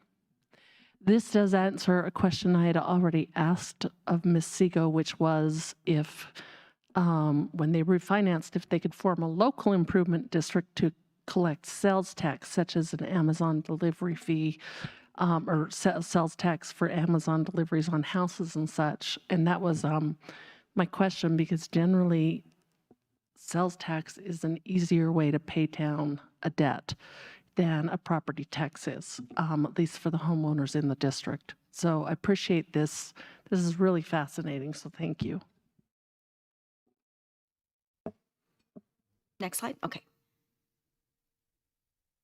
I was also asked to compare some of the larger districts that have been before the Board of County Commissioners in regard to this one. So in 2008, Sterling Ranch districts number 1 through 3 did a 60 mil combined maximum, 60 mils combined, $115 million max debt.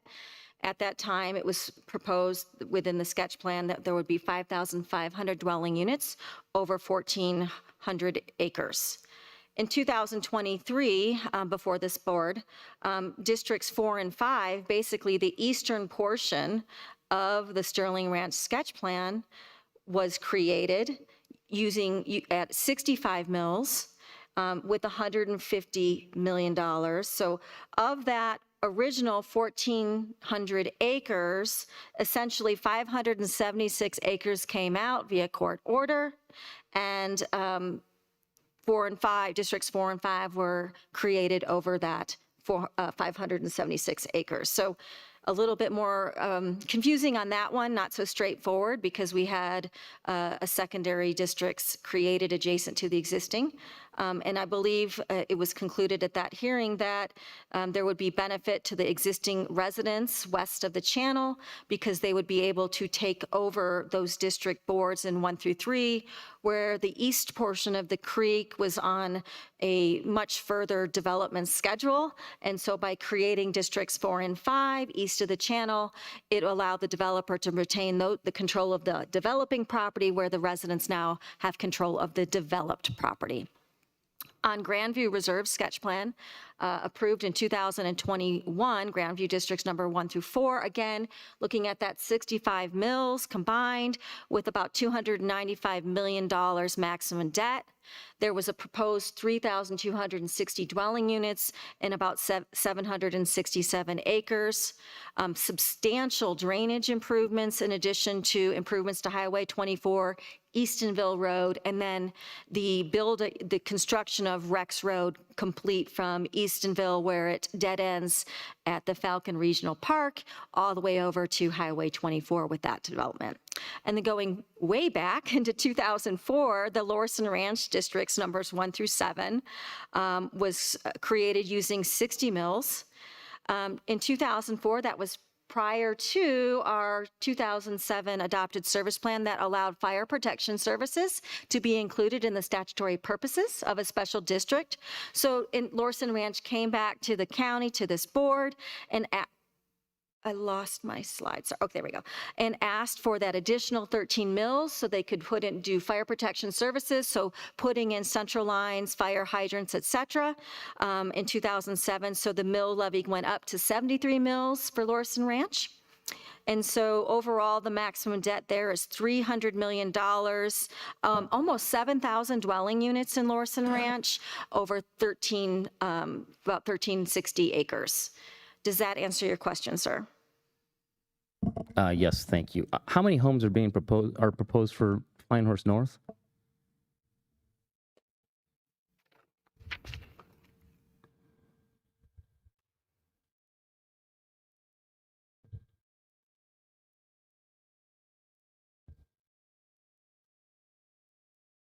About 900 units. Well, I guess I'll read the slide since you just asked the question, if that's okay. I'm out of order. But D.A. Davidson's financial plan contemplates single-family units, about 900 units, with the estimated value ranging about 1.5 to 3.5 million.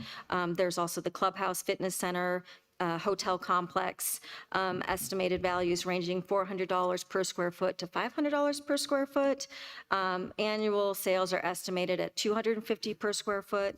The hotel complex is anticipated to have about 225 rooms with an estimated value of $200,000 per hotel room and a daily average room rate of about $500 per room. Again, you're going to also have that additional RSF in that commercial area, or the hotel complex area, as noted. Can you go back to the other slide then? Sure. Your last one, thanks.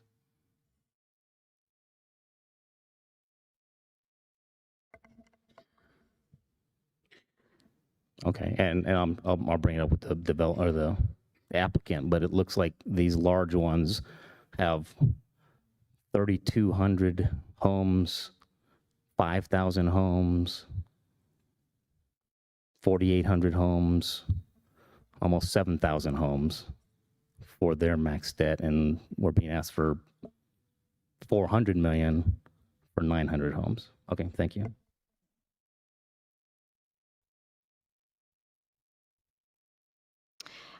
With permission, Chair, I would like to ask Ms. Smith from the Finance Department to go over this slide in detail. I know that Commissioner Gonzalez had specific questions, so I'm handing the calculator to you. And as she's coming down, a quick clarification on the last slide as well. The 2007, I believe, Lorison Ranch reapproval with the additional 13 mills that went over our max of 65, that was not approved by anyone sitting currently on this board. That is correct, Chair. No one on this board approved that 73 mil. Thank you. Good morning, Commissioners. Shanna Smith, El Paso County Budget. I went back through the service plan, and they did change the build out. So part of the specific ownership taxes, it is going to be reduced as this metro district is built out. Between the year 26 when taxes start. Each year, on average, we're going to have a reduction of 163,578 each year. So in 2026, which is the first year, it'll be approximately 3,179, but growing to 113,275 at the completion, which was they stretched that out to 11 years in 2036. During that same time period, our property taxes are expected to grow 36,225 in the first year. And then at the end of the completion, this includes the 40 years, it would be 2,297,989 in 2065. So over a 40-year course, we kind of do the whole build out when we look at the projection for their debt levies. Our specific ownership tax is going to be reduced by $6,052,338, while our property tax collection would be increased by $68 million. Commissioner Gonzalez had asked a question, what would be at 30 years? And 30 years, specific ownership tax would be reduced by $3,736,099. Property tax should increase by $42,568,060. So the additional 10 years of financing is the $2,316,282, but our property tax would increase by $26 million for those 10 additional years. Do you have additional questions? These are based on, of course, the assessed value of land and now how it increases over the years. So, Thank you. thank you.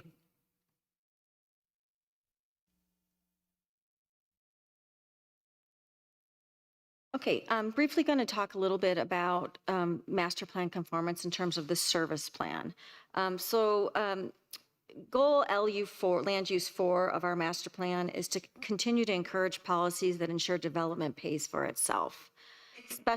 Specifically on page 105 of our master plan, special districts are separate from municipalities and act as a self-governing, self-purpose units under the Colorado law. Special districts can be formed to provide a number of public services, particularly public water and sewer services.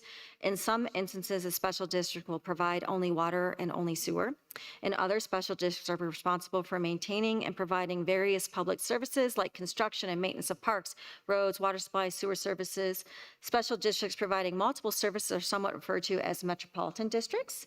In El Paso County, there are several special districts that are responsible for managing and providing various public services. That being said, the purpose of this district is to very much finance the construction, design, and maintenance of parks, roads, water supply, and sewer services. Therefore, staff did find that the special district is in conformance with the master plan, and more specifically, goal land use 4. For the record, it should be noted that a finding of general conformity with the El Paso County Master Plan was made by the Board of County Commissioners November 15th of 2022 for the Flying Horse North Sketch Plan. This service plan before you today, financial plan is based on that approved sketch plan. Therefore, because the sketch plan was approved and found in conformance with the master plan in November, staff finds that the service plan is in conformance with the sketch plan. Therefore, it is also in conformance with the master plan. Any questions on that? Again, the sketch plan is not before this body today. The service plan is.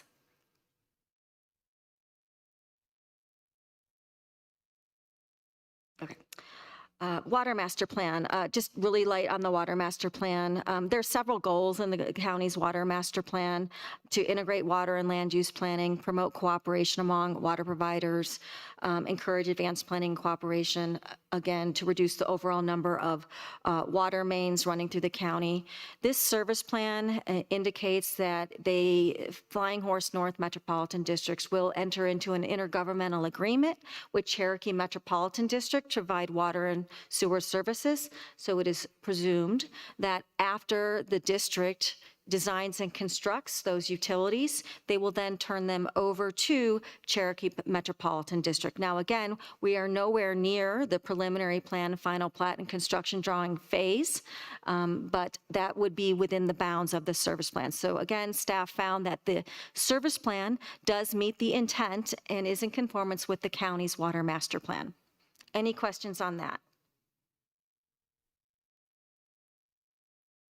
I think I may have already done this, but I'll just very briefly, staff summary of the application that was submitted to the Planning and Community Development.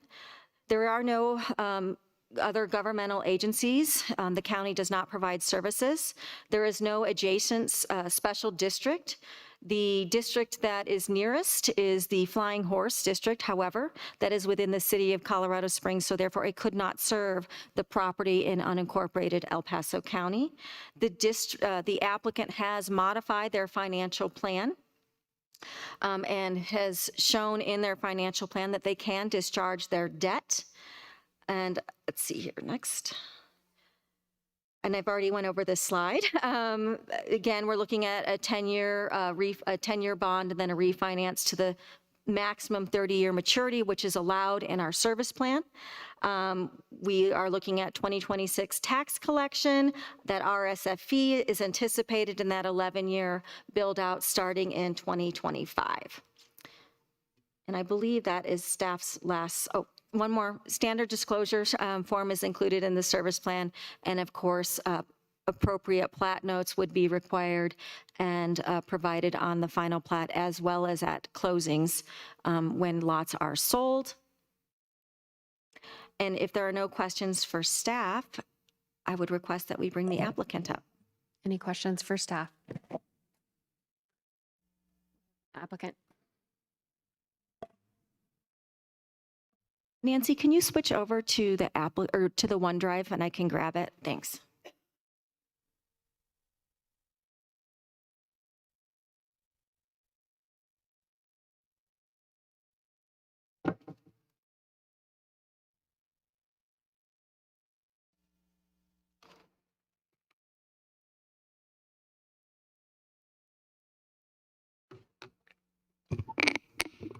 Good morning, Commissioners. Russ Dykstra on behalf of the petitioners. Great to be here this morning.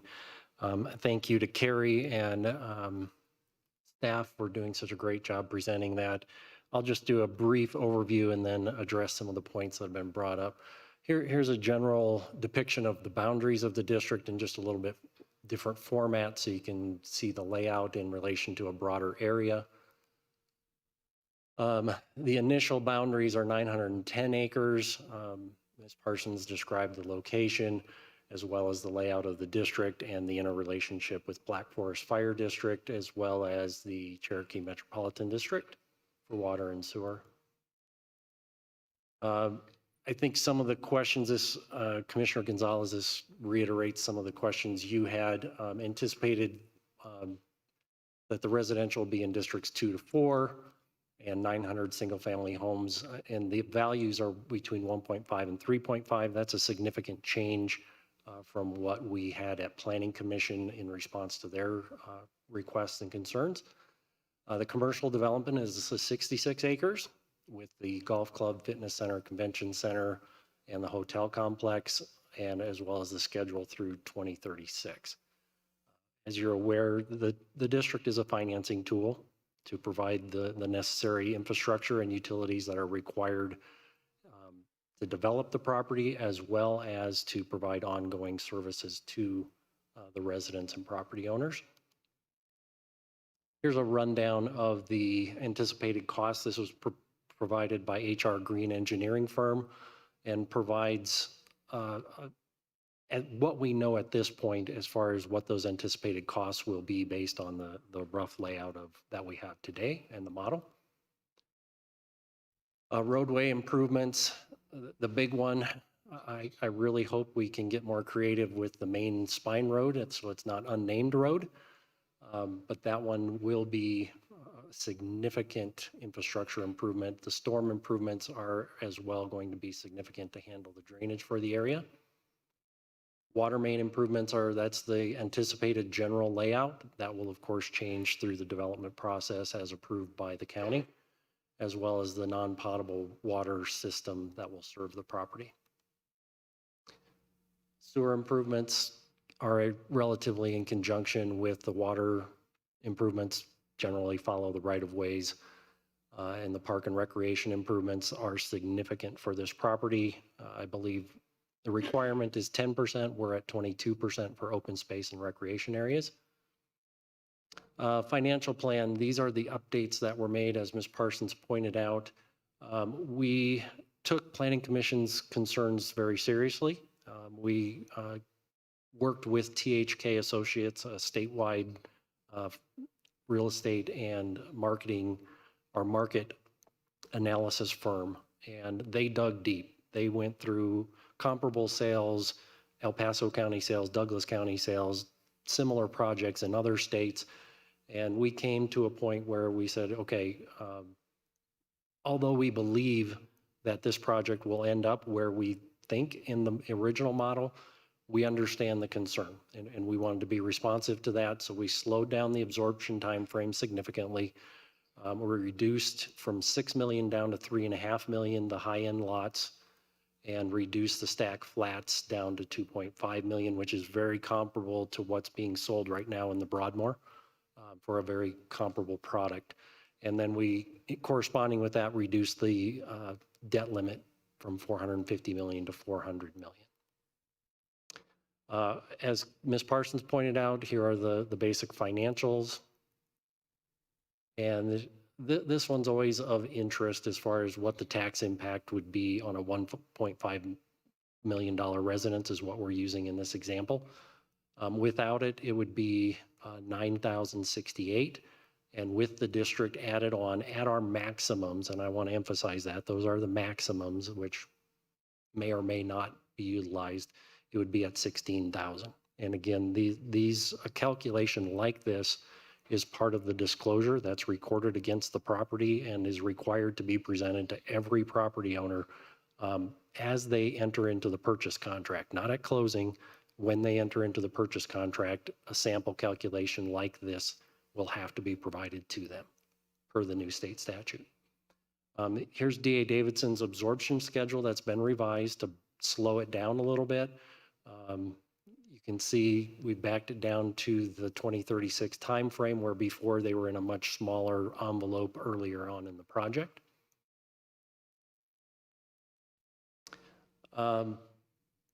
Why we are anticipating a refunding at the 10-year mark is, as you are aware, when these projects are in their initial phases, we traditionally go out for bonds. Because of the development phase, those bonds are at a little bit higher interest rate because the risk profile for the bondholders is significantly higher.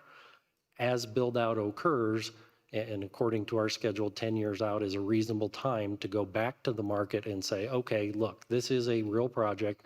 We've got X percentage of our lots built out. The market generally responds with a significantly lower interest rate, which then allows us to both fund more public improvements and potentially reduce the mill levy.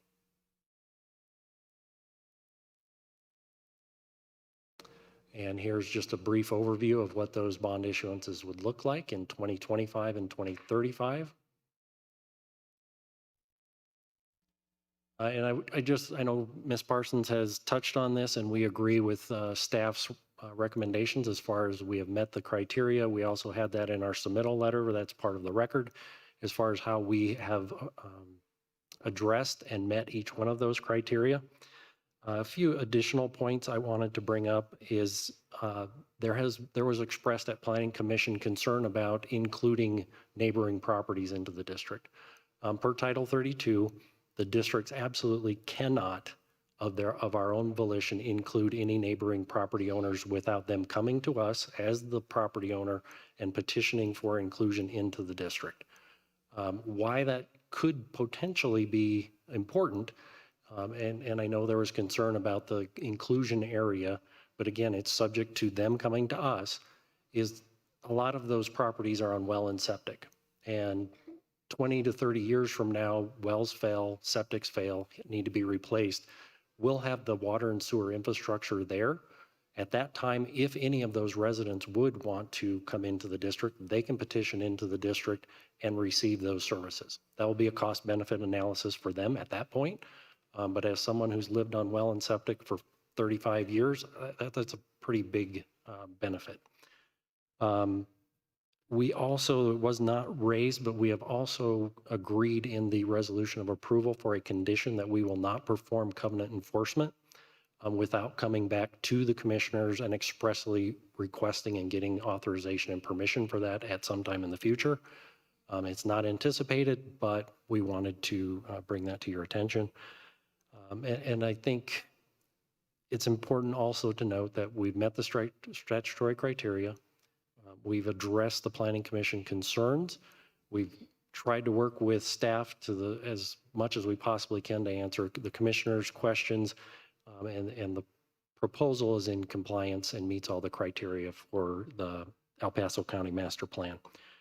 A few items that were brought up, I think Commissioner Williams, you asked as far as the existing Flying Horse bonds, those are property tax supported. There is an RSF in place, a retail sales fee at the Flying Horse Clubhouse area as well. And I think there was Madam Chair, how much is the RSF at Flying Horse? Let me check it here. I believe it is 2.95.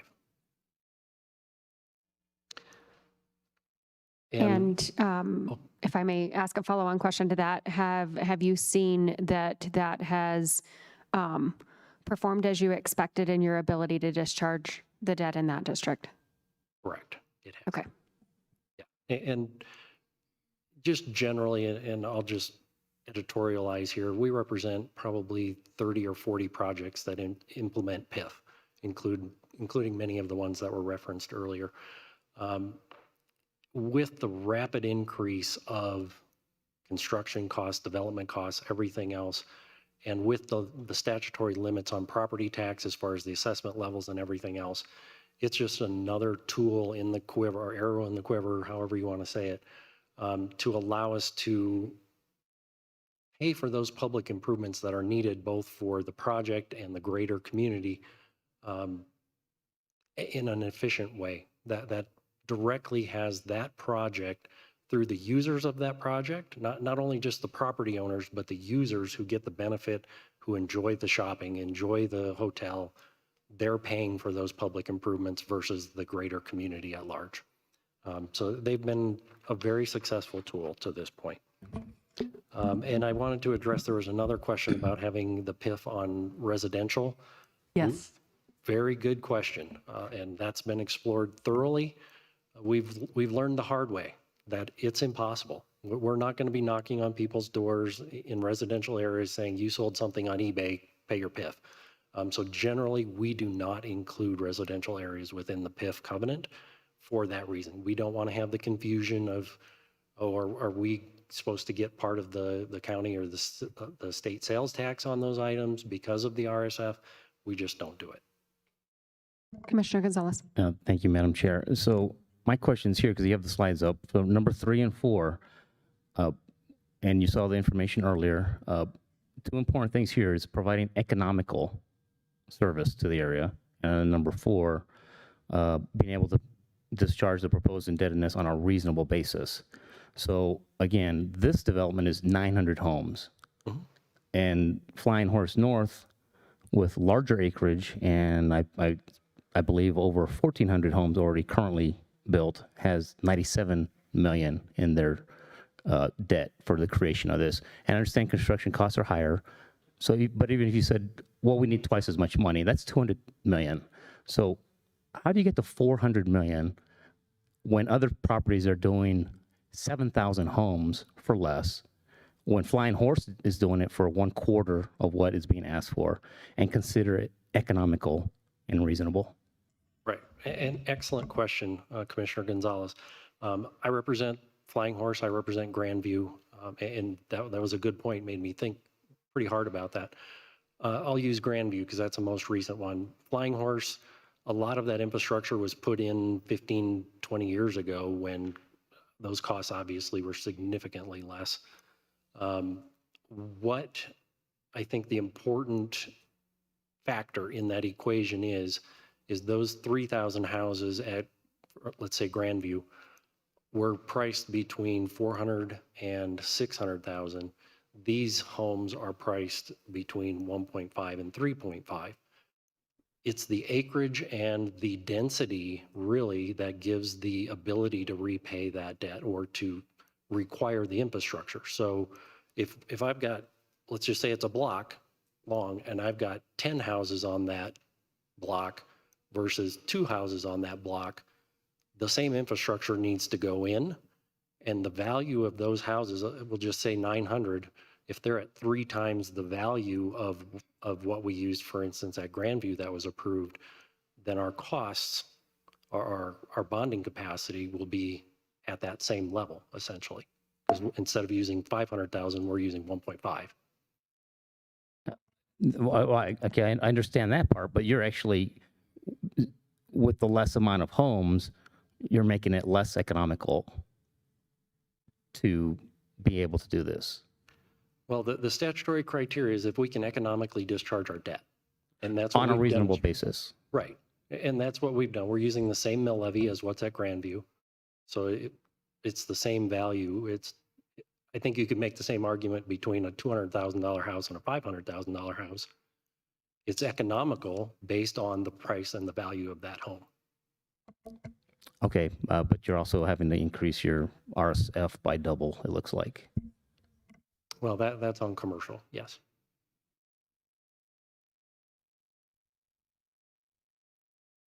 And are there any other questions? I'm happy to answer them. Commissioner Gonzalez. Thank you, Madam Chair. So your districts, the county requires that if there's multiple district service plans, you try to minimize the necessary number of districts. What commercial is going to be built in District 1 again?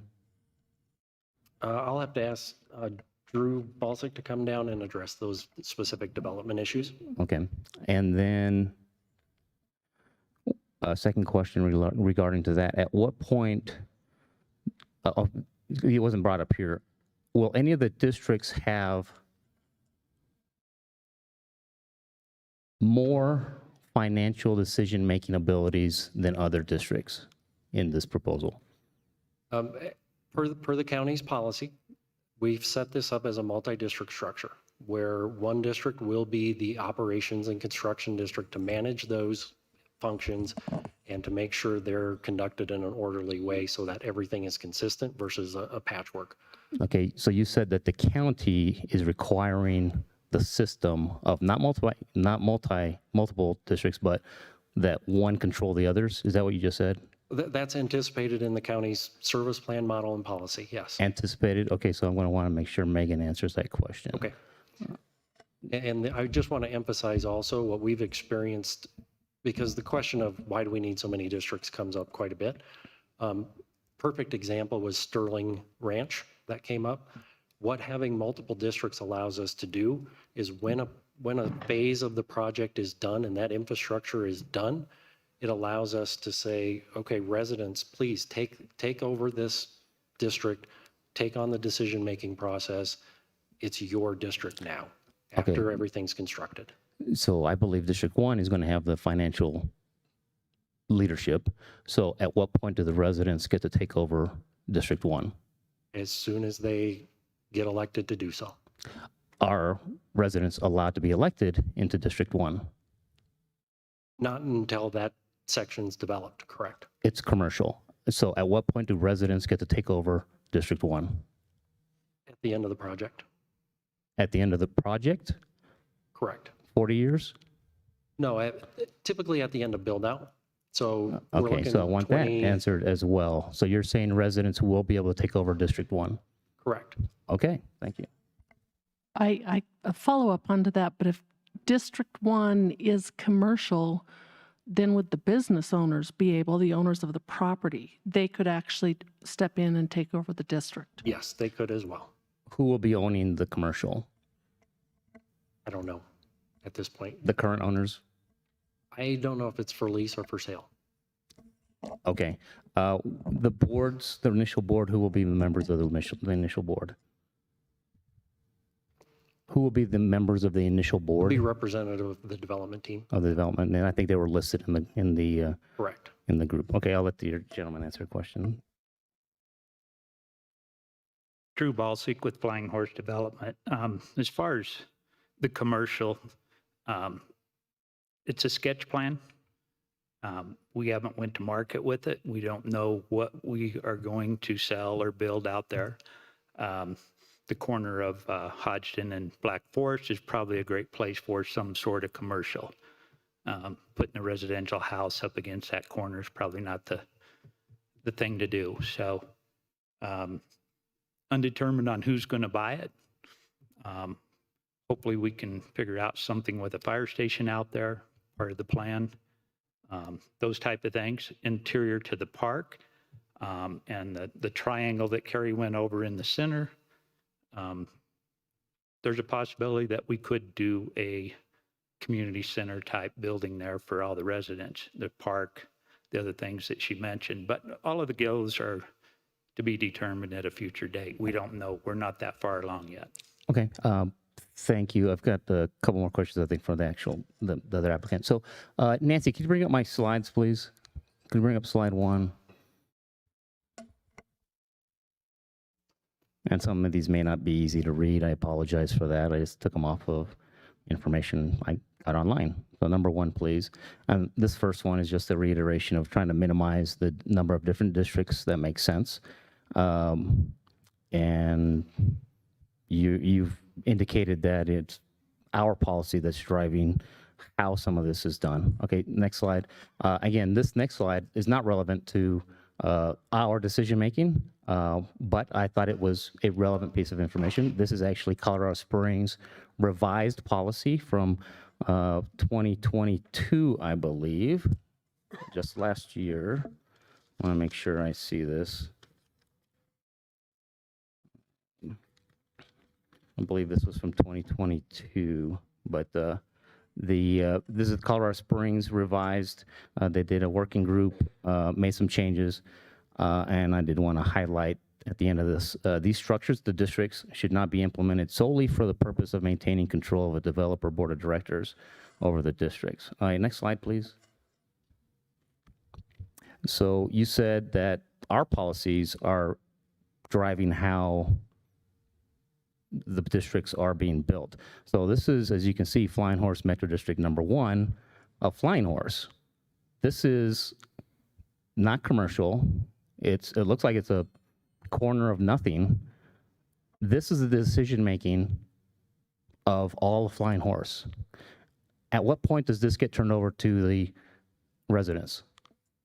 And thank you for bringing this. I was actually on that committee with the city, and the intent of that discussion and that policy is so that as districts get built out, like we talked about, that those districts' controls get turned over to residents and ultimately the whole project.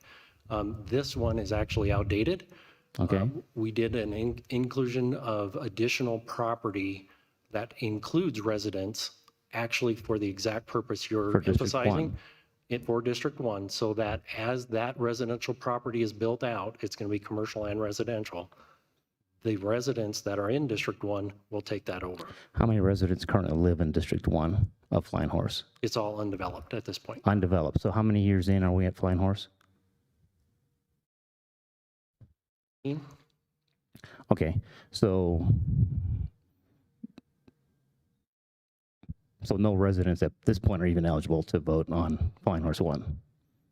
Not on Flying Horse Okay. 1, but I All right. would say there is a very detailed IGA between all of those districts, where Districts 2 and 3 have review of the budget. They review the district's activities every year. They integrate into the decision-making process. All those board meetings for the last 20 years have been combined board meetings Okay, with great. residents How and many, developers. when did residents finally take over control of districts 2 and 3?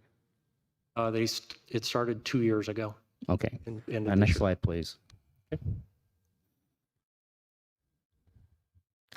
Okay, so again, this is just the information that slide, or District 1 has all the money, even though it had that back in 21. So I guess even before you included the residents, they were still in control of everything. That little sliver, again, that one little sliver that you say the county, or I guess a city, not county, drove your decision to make that. Okay, next slide, please.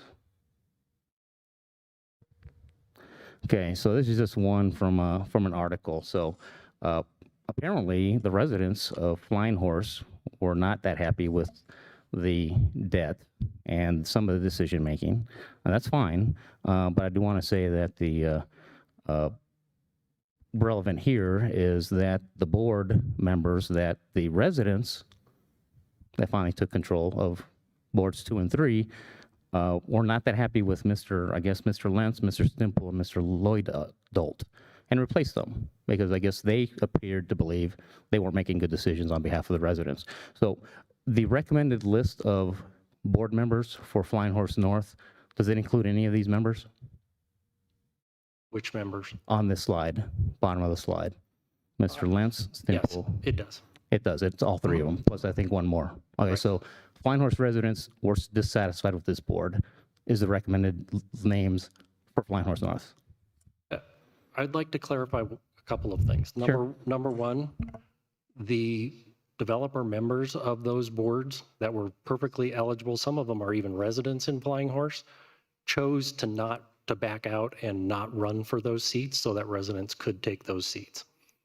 Number two, that's been an ongoing litigation issue, and I have to be careful, but there is a petition out there by nearly 200 Flying Horse residents that are very upset by the resident board members and the actions that they're taking because they're being wasteful of district resources. Okay. So thank you. I think it's just fair for the record to put everything out there. But other than that, I think that's completely separate from this project. It is, and I said some of this information isn't relevant, but the relevance of the district, I mean, these are the same people being recommended, so it is relevant in the fact that this will be the board making decisions on a $400 million project, the largest ever in El Paso County. So it's relevant to taxpayers because we will be providing specific ownership tax dollars. So El Paso County residents will also be playing a role in this. Fully agree. Thank you. Are there any further questions for the applicant at this time? Actually, can you show one more slide for me, please? I'm not sure. I think that's all I needed for right now, but my next slide. I think that's all I needed right now on the Nancy.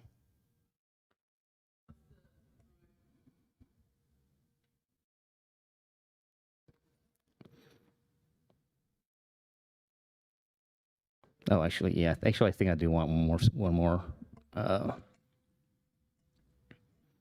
Sorry about that.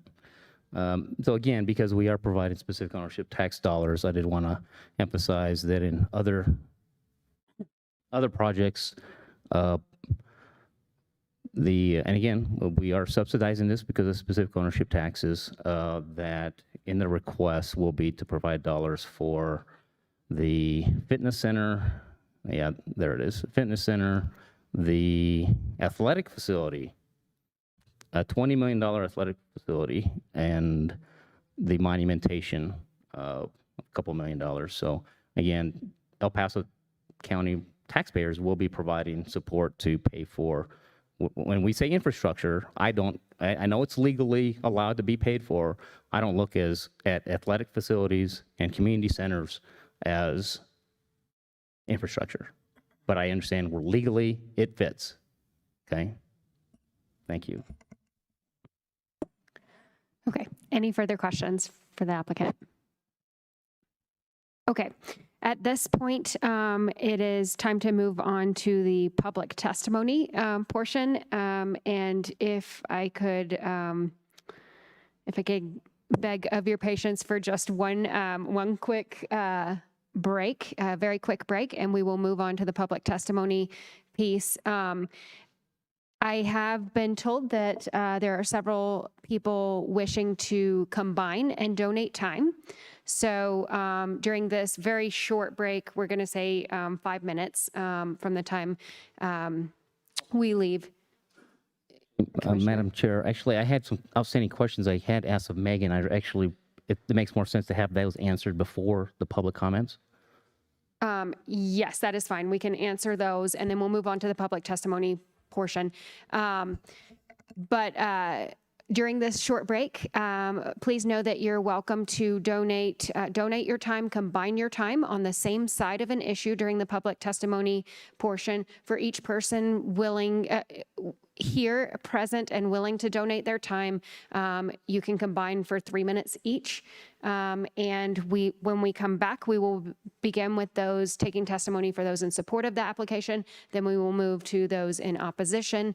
And I would also ask that that you use the best of your time to stick to the issue that we are voting on today, which is not the sketch plan, it is a Metro District service plan. So I would just ask that you consider how you use your time and keep your comments relevant to what we're required to consider and able to consider on this item today. With that, we will be back in a quick 5 minutes. Thank you.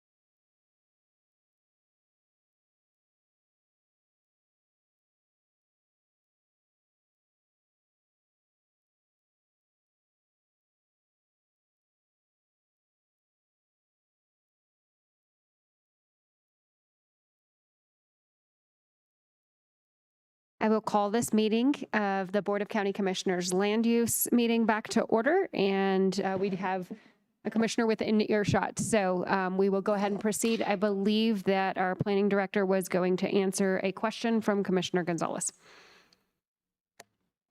Thank you, Madam Chair. I believe two questions. One was the applicant implied or stated that it was our policy that was driving their mechanism for not just the multi-districts, but the funding mechanism that they chose to use, which was one controlling the others in financial decision makings. Was that accurate? Is that our policy that's driving this?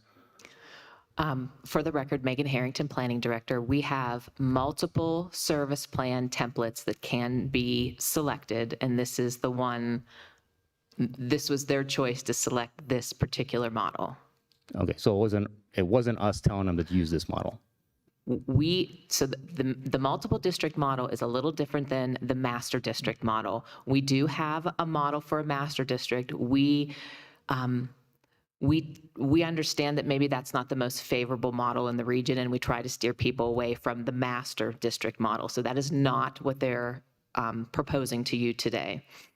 Other than saying you must use this model, staff does not say you must use this model. We steer them away from the master model because we think that they'll have better conversations are had with the multiple district model on a size of project this large. But they have that option to choose that within our policies, within the model templates. Okay, but the financing of one district being in control of all the finances, that's also not us driving that. Or are we telling them that? Do you want to, I'm going to ask Carrie, Carrie's review, Carrie does the review of the financing. Do you have any? I do. So I'm going to step back. So when this board adopted the revised model, there's 3 models. You adopted a single service plan, you adopted a master service plan, and you adopted a multiple. A master service plan is where the developer essentially retains control indefinitely. Master district, we very rarely see them. If we see them, it's typically in commercial-only development. The single model plan is going to be for smaller developments that are a much faster development build-out period. Almost all sketch plans that have been before this body in the last, I would say, 20 years that have moved forward with a special district have elected to use the multiple model plan, which is before you today. Within the multiple model plan, it is very typical that you would have, out of whether it's 7 or 3 districts within the one district, because the debt is accumulated within the district. So all 5 districts can only, added together, have that debt. You will have essentially one accountant. And so that essentially that accountant lives in this district, it's District 1. Does that help answer that question, sir? Yes, but again, let's go to the second question. The question was, will the residents ever have control of District 1? Will residents of Flying Horse have control at some point, have control of District 1 if it's not residential? Well, District 1 is not residential. District 1 was the commercial, the community area, as well as a park, because there, as you saw on the map, there were 2 different sections of what District 1 is. And so my understanding of that district would be any property owners within the boundaries of that district would then be on the board of that specific, or would be in control of that specific district. I don't know if you have a different... So if the current property owner keeps the commercial to themselves and just leases that out, the developer will retain forever.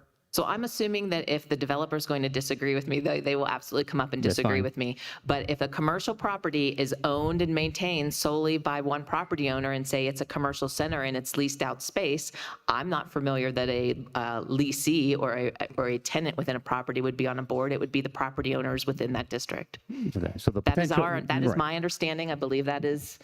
Thank you. Carrie, if that's your understanding as far as ownership, but I'd ask if Carrie has a different perspective.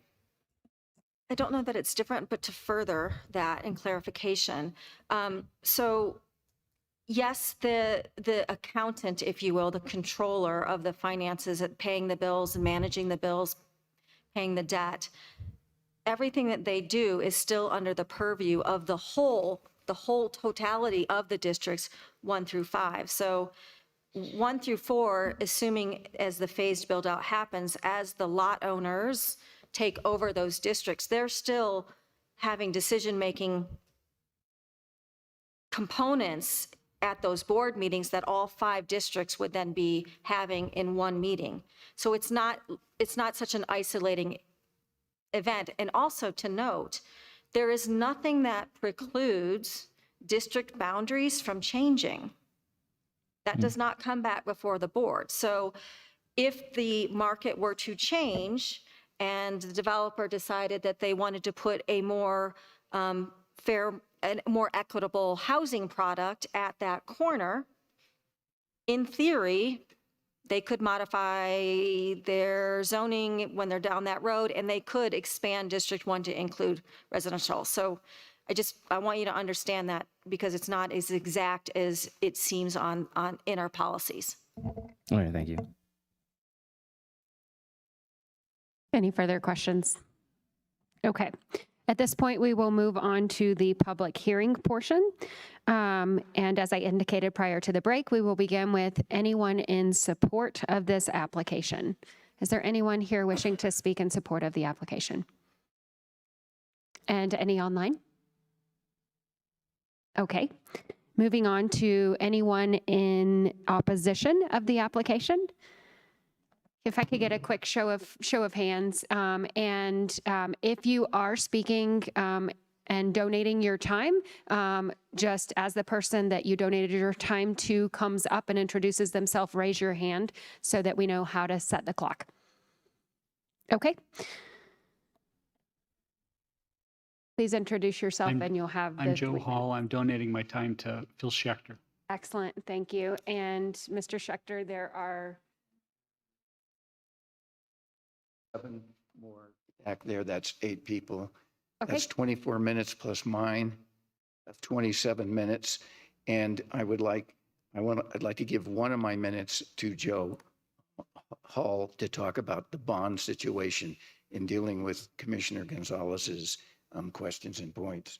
You want to go ahead and do that first? Okay, the timer is set for 27 minutes. If you could both introduce yourself and we'll just keep the timer going and just do a quick little handoff. Sure. Good morning, Commissioners. I'm Phil Schechter. I reside in Flying Horse North. My wife and I were one of the first residents and owners within the existing development. Good morning, Commissioners. My name is Joe Hall. I live in High Forest Ranch. Yes, go ahead, Joe. I'd like to address specifically the proposed bond issuance, which is not reasonable. The reason I say this, we heard from staff minutes ago that the applicant is relying heavily on a refinance in 10 years at a lower interest rate. Now, anybody who spent time working with an Excel spreadsheet or a financial calculator knows that a financial projection beyond 10 years is highly unreliable. In fact, it's guaranteed to not be precise. So the facts that we have today are that interest rates in US dollars are facing headwinds that they've never faced in our history. I think we're something like $32 trillion plus in debt in dollars. And we have a new BRICS currency put together internationally, which puts additional weight on interest rates upward. So the facts we have today when you're making this decision are that headwinds for interest rates are very strong, and there's no immediate relief in the future. Now, the applicant got up here and said, in 2025, we're going to finance this at 5%. This is what his slide said. And then he said, 10 years after that, in 2035, we're going to refinance at 4%. Well, bravo. I wish I had that crystal ball. but it's not going to be 5% and it's not going to be 4%. I don't know what it's going to be, neither does the applicant. The amount of this debt issuance is more than $400,000 per approved lot. It's nuts. Thank you, Joe. What I want to first tell all of you is I am not against metro districts. In fact, I think metro districts are a wonderful way of financing the necessary structural improvements in any development. However, what I know and I realize is that the existing service plan for these 5 metro districts, first of all, is premature. Premature, number one, and number two, I'm going to show you where in the wording of this metro district, it's creating a very bad issue. It's expanding itself to taxing properties within 5 miles of this 910 or 912 acre metro district proposal. And I will get to that and show you what those pages are.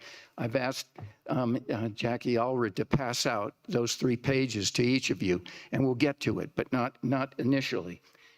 And what bothered me is it was represented to you by both the planning department representative and I believe the attorney that the district will not affect other properties.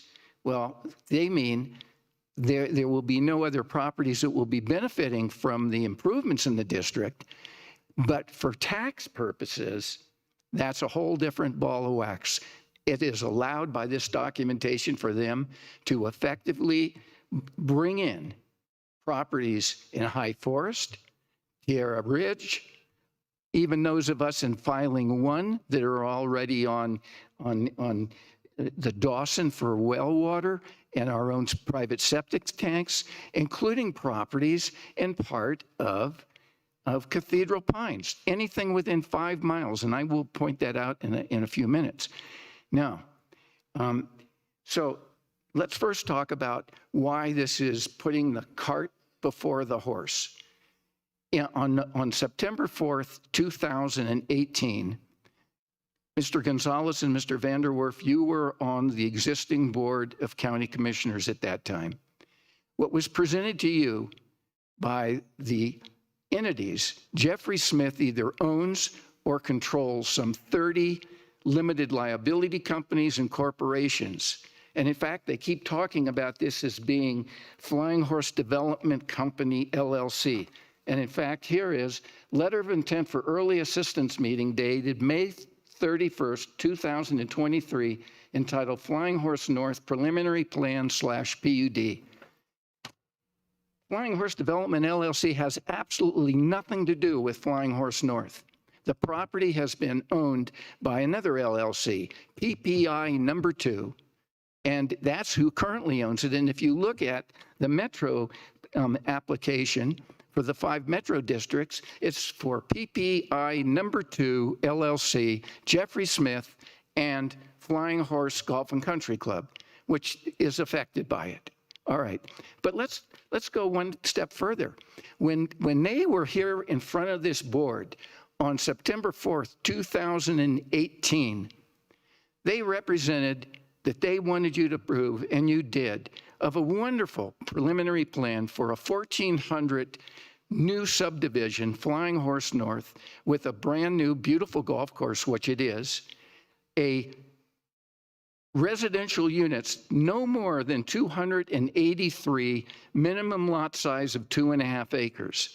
What wasn't told you was Mr. Smith's actual intent, and what he had in fact done was literally been in communication with the city of Colorado Springs to have whatever property that he wasn't going to sell lots to, and that would have been everything but the first 80 parcels, which my wife and I own one, and then he added one more in filing number 2, so there's been 81 sold. But what he did was, he 2 days after that hearing, when you approved it, on September 6th, 2018, will you just put that under the light? Just take a look at this. This is a pre-printed form. How do we turn this thing? Okay, look at the top of this first sentence. Dated as of September 6, 2018. This was the form that was the disclosure and acknowledgement that everybody buying in the first 80 parcels were required to sign, where he discloses his intent to annex first. Then he found out he didn't have to. He could do it through the county here, where he could have developed and built a luxury resort hotel and increased the density. Now, after that, in October of 2018, what came next was the CC&Rs. And the CC&Rs, and also a situation where we really were taken advantage of. It really was a misrepresentation, because I'm an attorney. I'm in my 55th year license in California, and I was so excited about this development that, I read that 67 or 69 pages of CC&Rs, and what I geared to was one paragraph, one section on page 44, section 10.8. And you don't believe me, go pull the CC&Rs and look at it. And it says in there, and I quote, "Notwithstanding any other provision of this declaration, the maximum number of lots the declarant may create within the entire community area is 283, unquote. What I didn't catch on was how he defined community area. You know where it was defined? On page 4. And you know what it included? Only the description of the lots of the land on Exhibit A, which were the 80 existing lots of filing number 1. Now, how could you ever put 283 parcels in that land description on Exhibit A? It was not possible. It already was covering just the first 80 individual parcels. So those of us, we relied on that we were buying into a very, very unique development where the smallest parcel was 2.5 acres. Our property is 3.74 acres. Most of the properties are larger. We have, I think, one of the smallest homes in the development. It's a little over 4,000 square feet. A few doors above us is a home that's over 12,000 square feet. And so people relied on what they thought was hopefully transparency. But your board on September 4th, 2018 was taken advantage of, because you went into it with your believing what you were being told. Now, what's happening now? Now, even the sketch plan that you don't want me to really go back to, except for the reports that make up the sketch plan, if you looked at all those reports, they were all being applied by Flying Horse Development, LLC. Nothing to do with Flying Horse North, okay? However, your planning department issued a report to you where they actually they didn't refer to Flying Horse Development, LLC. They referred to PPI number 2, LLC, and to the country club. And because that's who this thing was all about. But what's happened is Jeff Smith has so many LLCs and other entities that they lose track of who and what is the one that's properly before you. Well, more important, and the reason I just bring up the sketch plan, is because in those reports, they described a fitness center that was going to be, in one report, 44,600 square feet. In another report, 44,800 square feet. Now, in the Metro plan, all of a sudden, it's 50,000 square feet. Shouldn't that have required them to go back with a new sketch plan? Seems to me it would. But more important than that, they promised us when we were buying our properties that we were going to get a brand new permanent clubhouse. Do we have it? No. And in fact, for 3 years, up until I saw it for the last time last Friday on the 22nd of September, right on the corner of Old Stagecoach Road. And that's the other thing. They keep mislabeling in their drawings. They keep calling it Stagecoach Road. It's Old Stagecoach Road. Stagecoach Road comes in from 83, but the name changes at the roundabout as it goes up around the hill. Anyway, they I sort of lost my thought, sorry. The point being, they had this big trailer out there for the last 3 years with a huge, beautiful drawing or a replica of what the clubhouse was going to look like. Well, it was there Friday morning when I went and played golf on the 22nd. Yesterday, when I came back from having breakfast with a friend, it was gone. So between Friday and Wednesday, it's been removed, but it had been there for 3 years, telling us what the clubhouse was going to look like. And in the sketch plan, they don't tell you how many square feet it is. Now, in the Metro plan, it's 50,000 square feet. What do we need, a 50,000 square foot clubhouse up at that golf course? I don't know. But you know what? I'm not the developer. I'm not an engineer. I'm not a contractor. But guess what else we have? The sketch plans pointed out that the fitness center was going to be located, it's less than a half a mile from the intersection of Black Forest Road and the intersection with Old Stagecoach Road. And it's the same place in the Metro plan. So now they're going to put a 50,000 square foot fitness center right out there adjacent, just off the Old Stagecoach Road. Why?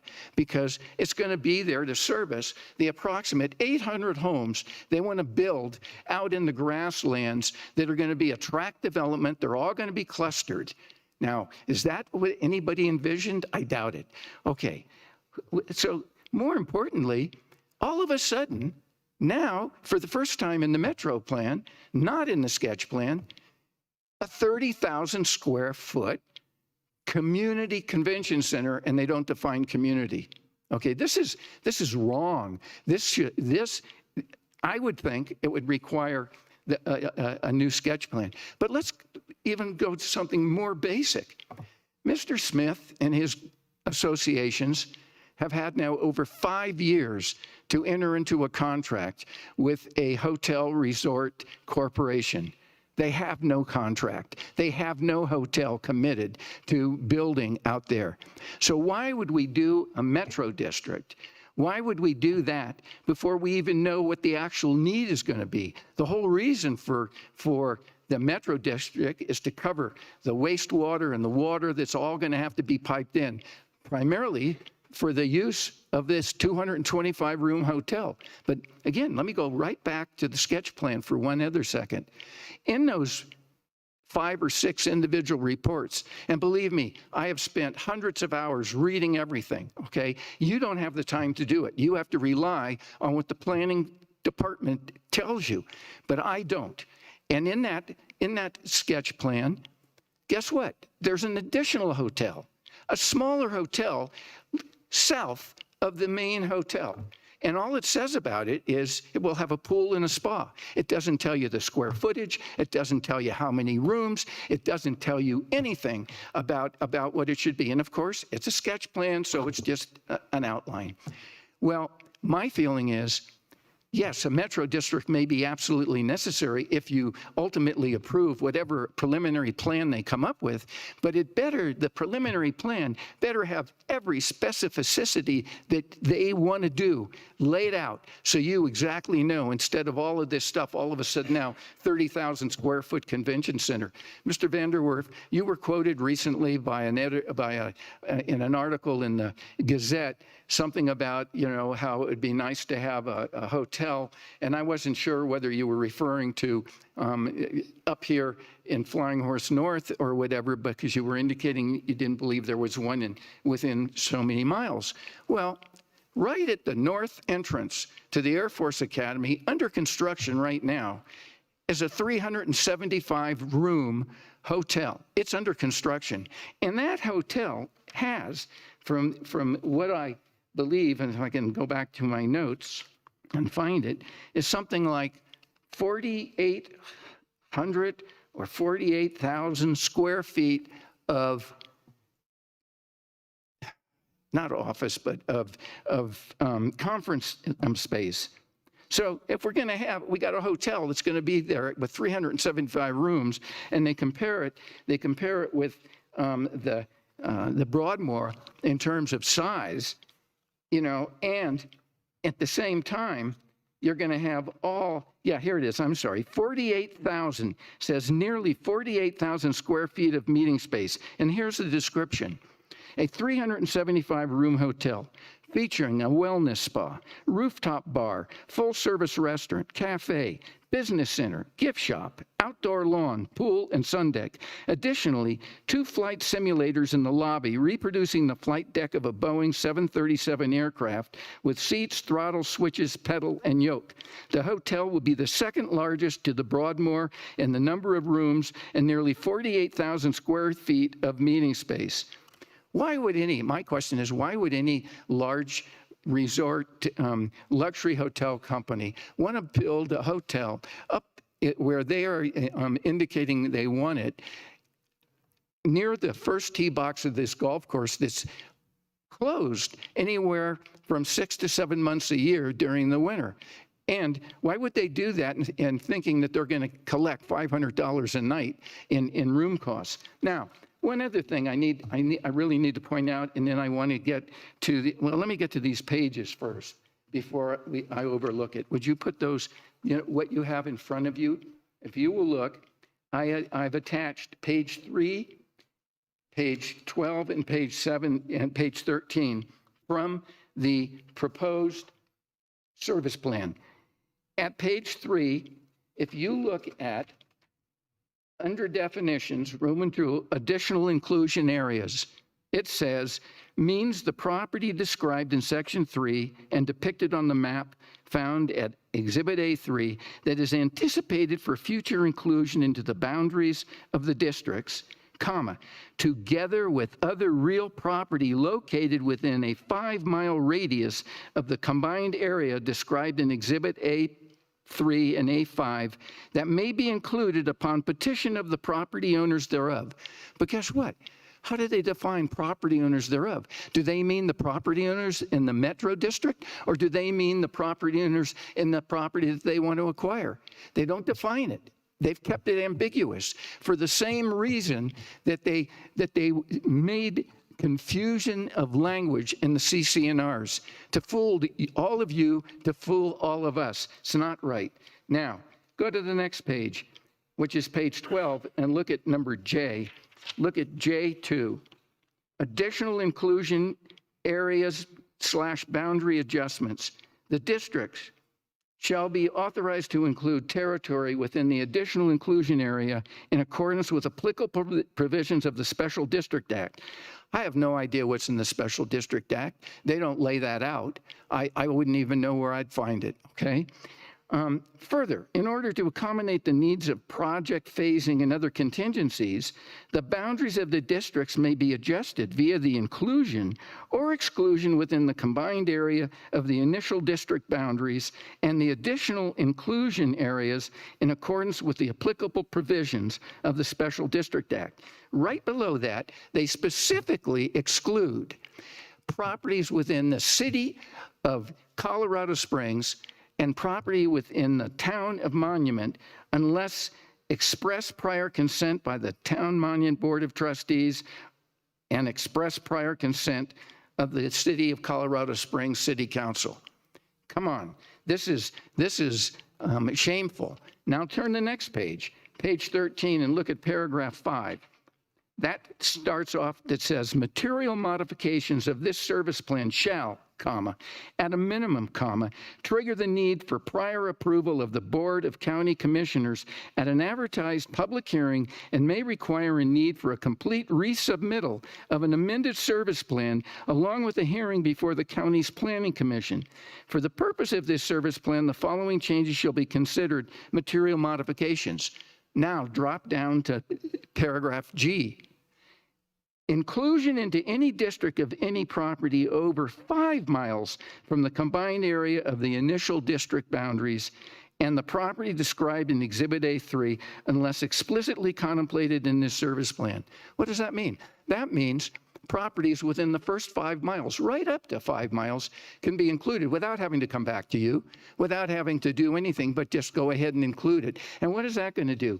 That's going to take properties, including ours in filing 1, all of a sudden, we get no benefit out of these metro districts. We are on our own wells. We are on our own septic tanks services, and they're going to be able to go 5 miles around and just start including them because they haven't defined what it means by obtaining by a petition of the property owners thereof. We have no idea what they mean. They don't tell us. And given what has happened and how the board was I think, fooled by the hidden intent, the lack of transparency back on September 4th, 2018, and how those of us that were buying in the first filing one were fooled when we read those CC&Rs. I'm suggesting to you, you might make a fool out of me once, but you're not going to make it out of me twice. It's not going to happen.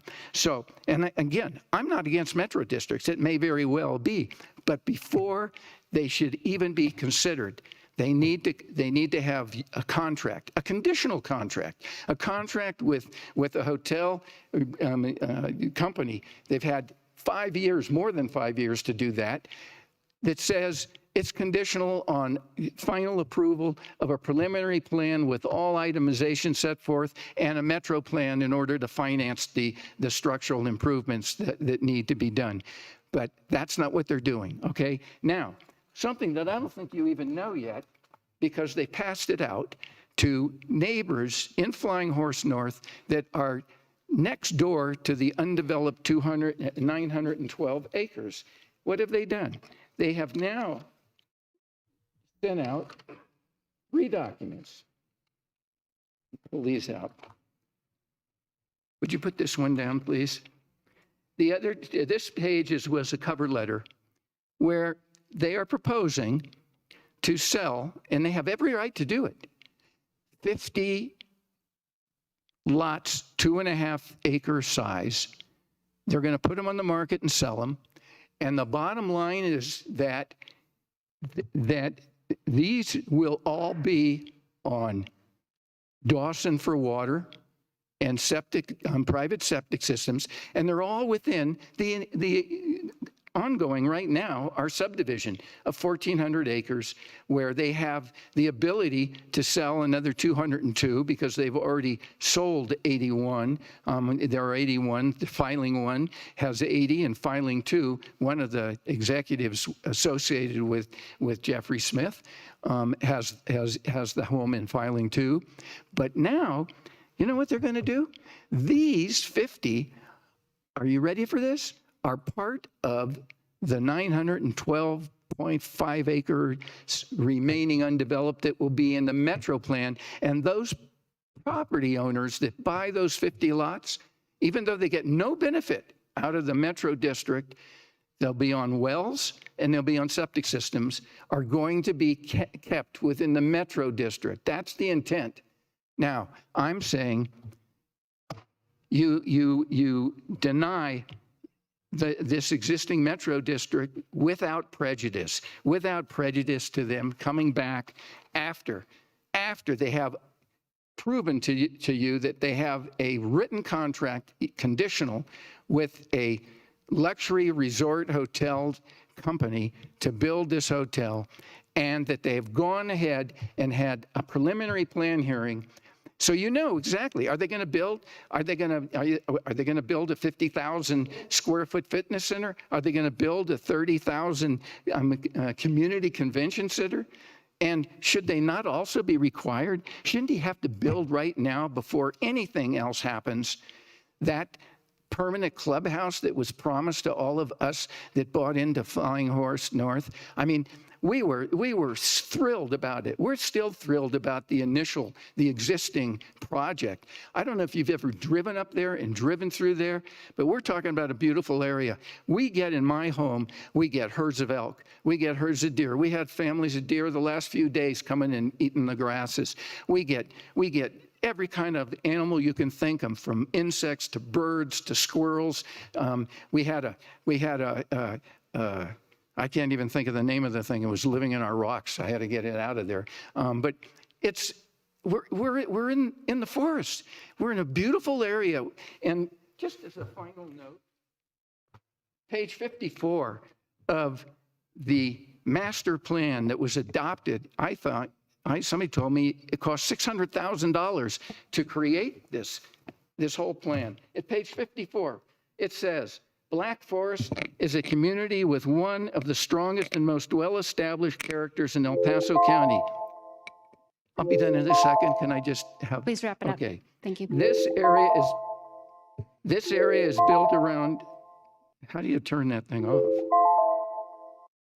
This area is built around protecting the forest and preserving its rural quality. Due to this natural amenity, many new residents seek to live in this area when moving to the county.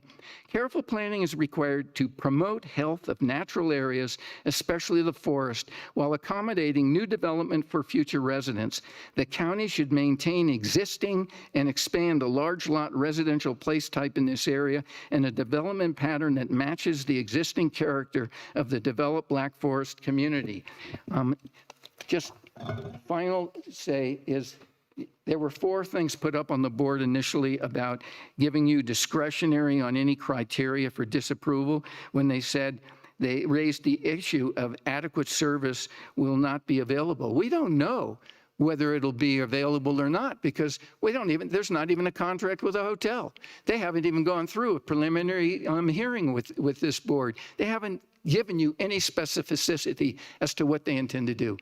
With that, I know there were other things I was going to cover, but I'm sorry, I'm a very wordy kind of guy. I apologize. Thank you Thank for you. respecting the time limits, and thank you to those of you who donated your time. Is there anyone else wishing to speak in opposition of this Madam application? Chair, Yes. Ms. Seego. thank you. I'd like to take an opportunity just to clarify a couple of comments that Mr. Schechter made. For his information, the Special District Act can be found in Title 32, Article 1 of the Colorado Revised Statutes. With respect to the discussion of some of the provisions of the service plan that were put up on the screen later in the presentation, I just wanted to clarify for the board that those provisions are nearly identical, if not identical, to the provisions in the model service plan that was adopted by this board. And they clearly state, as Ms. Parsons reiterated in her presentation, that in order to include property in an existing district, the property owner who wishes to be included must petition the district for that inclusion. It cannot occur over the objection of or without the consent of that property owner. The delineation of the 5-mile radius in our model service plan is simply to draw a line beyond which the district would have to come back and get the service plan amended before they could even include property through that statutory process. If it's within that 5-mile radius, then they can do so in accordance with the provisions of the Special District Act, but without coming back to amend their service plan. I just wanted to provide that clarification. Thank you, Ms. Seego. Okay, and we are still on item number 8, public comment in opposition to the application. Please introduce yourself. Let us know if someone is donating time to you. So we'll set the clock for 9 minutes, Nancy. Thank you. Sorry. Is that? We're both fighting Oh. here. So my name is Rick Stotch, and yes, I will run over my 3 minutes, but I have 4 people that are willing to, 3 people that are willing to donate, so 4. I've got 12, I think. Great. Thank you. 12 minutes, Nancy. Thank you.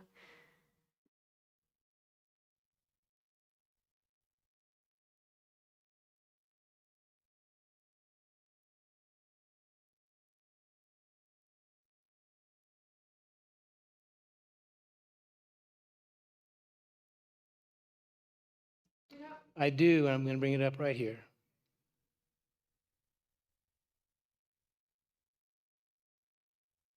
All right. Good morning. Thank you very much. My name is Rick Stotch. As I said earlier, I am a resident of Cathedral Pines, which is the community directly south of the proposed Flying Horse North development. I am also the vice president of the board of directors for the Cathedral Pines Metropolitan District. Today, I'm here not only representing the Cathedral Pines Metropolitan District, but I'm representing the Cathedral Pines Homeowners Association, existing residents of Flying Horse North community, as well as homeowners in surrounding communities.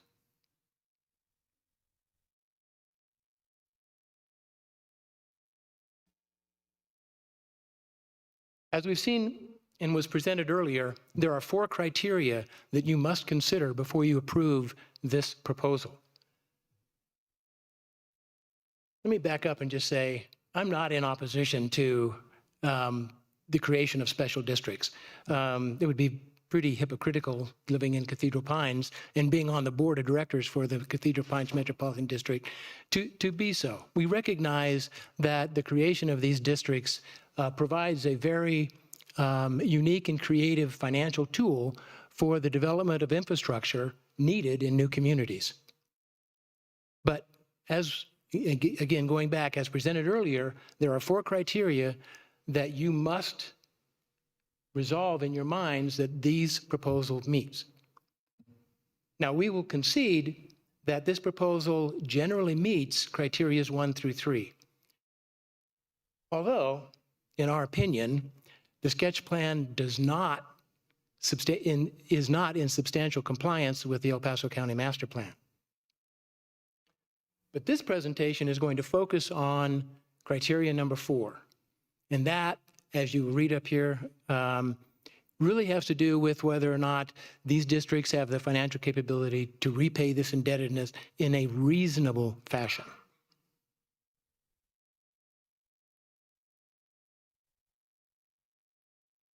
Let's take a quick review of the proposed tax structure. Also, let me just say, some of the numbers that you're going to see in this presentation are based upon data that was presented at the Planning Commission. We did not have the benefit of the updated numbers that were presented earlier. I will try to provide those updated numbers as we go through.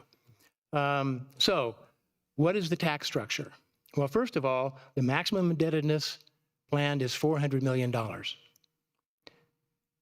The metro districts 1 through 5 propose a 65 mil property tax, divided 50 mils for debt service and 15 mils for operations and maintenance. When you combine the metro districts with the base property tax, that comes up to a whopping 149.6 mils. It's got to be one of the highest rates in El Paso County.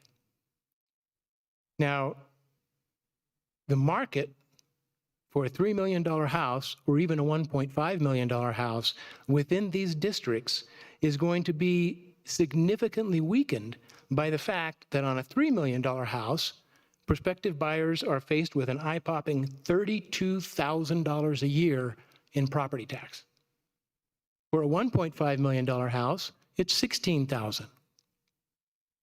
Note that the staff in their presentation has expressed that the base property taxes are going to continue to go up over the life of these bonds. So what that really means is that resale of these properties within Flying Horse North are going to be difficult because prospective buyers are going to be faced with what I call property tax sticker shock.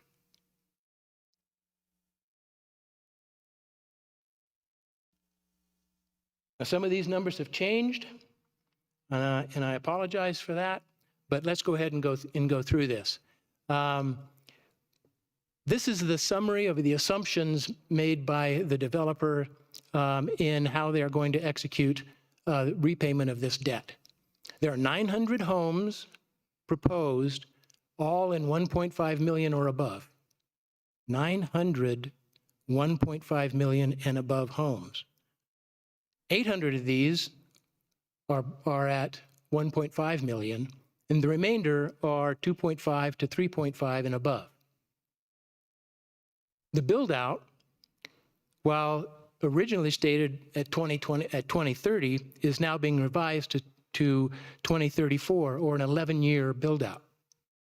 That's important, and I want you to remember that.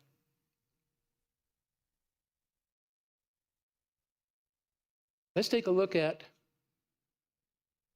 absorption. Current data suggests that the absorption rate for $1.5 million homes in El Paso County is about 75 a year.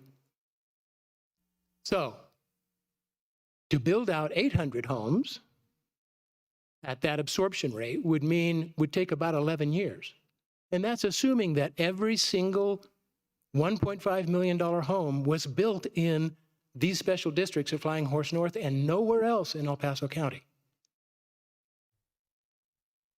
Now, the rate of absorption for $3 to $6 million homes is much lower than that. Now, the developer is going to tell you that the branded hotel, think Ritz-Carlton, is going to increase the attraction and improve the absorption rate. Well, as Mr. Schechter pointed out, quite honestly, the developer doesn't have a branded hotel on contract yet. And frankly, there's a very low probability of even getting one because of the limited year-round leisure activities. Right now, there are 4 Ritz-Carlton hotels in Colorado. They're at Beaver Creek, they're at Vail, they're at Aspen, and they're in downtown Denver. The proposed districts have nothing in comparison to offer that would attract a Ritz-Carlton or any branded hotel to come into this area.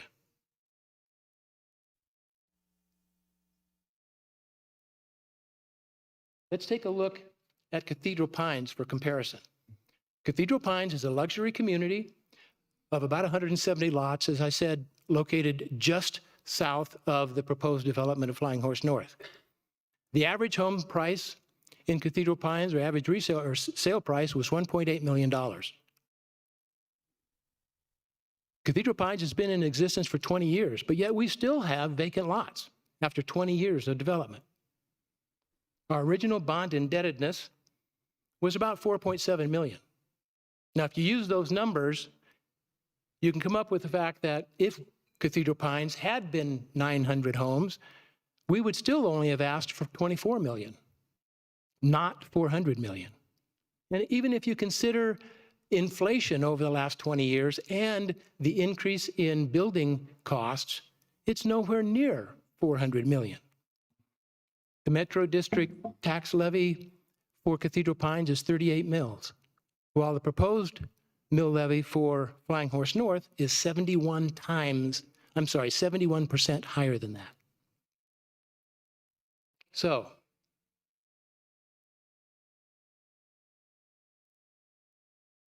does this proposal demonstrate that the proposed districts have or will have the financial ability to discharge the proposed indebtedness on a reasonable basis? We don't think so. I mean, why would a home buyer want to purchase a home in an area with some of the highest property taxes in the county when there are other desirable areas nearby that don't have the same tax burden? And is there really going to be a branded hotel in there? We doubt it. We don't have a ski area. We've got a golf course that's closed 6 months a year. Is it reasonable to expect residents to pay for amenities that they may not use, like the fitness center and the convention center? As you pointed out, Commissioner Gonzalez, those are pretty high dollar value facilities that you're asking the taxpayer resident to pay for. And why is it reasonable to ask the residents to shoulder this extreme property tax while the developer lines their pockets and reaps huge profits? We don't believe that's reasonable. As been stated earlier, there are serious problems with the service plan as written. There are many ambiguities, inconsistencies, and inaccuracies. There's ambiguity about whether you add a property within 5 miles or outside of 5 miles. We've covered some of that. But there's inconsistency, if you read the service plan, about whether a private golf clubhouse is going to be built by taxpayer money. It's our experience, being on the board of directors for the Cathedral Pines Metropolitan District, that revising a service plan is an onerous issue. We were presented with a statute just a few minutes ago that talks about what must be done to revise a service plan. It's an onerous and expensive process.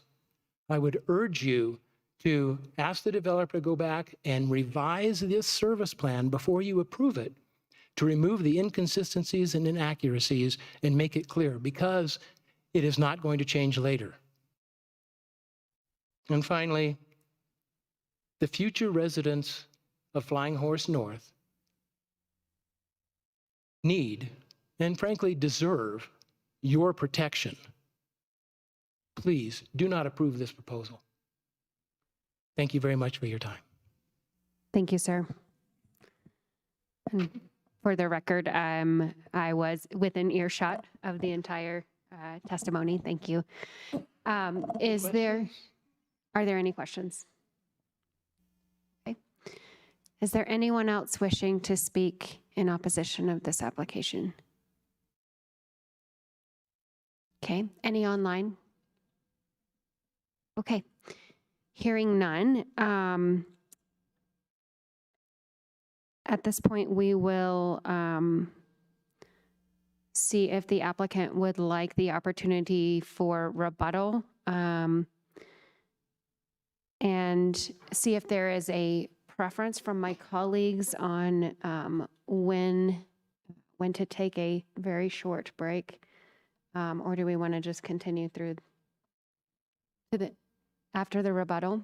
Okay, so that will be the plan at this point. The applicant has the opportunity to provide a rebuttal at this time, and then we will have the public hearing portion closed, and we will take a break following that, slightly longer than the last 5-minute one, and be back for deliberations and a decision following that. Thank you, commissioners. Appreciate the opportunity. I just want to note a couple of items. First, I want to emphasize that the structure we're proposing is the same as Commission and the county have approved for the Ranch, Grandview, Sterling Ranch, and numerous other districts. We are not deviating from county policy, or we're not deviating from the model service plan that's been approved by the county.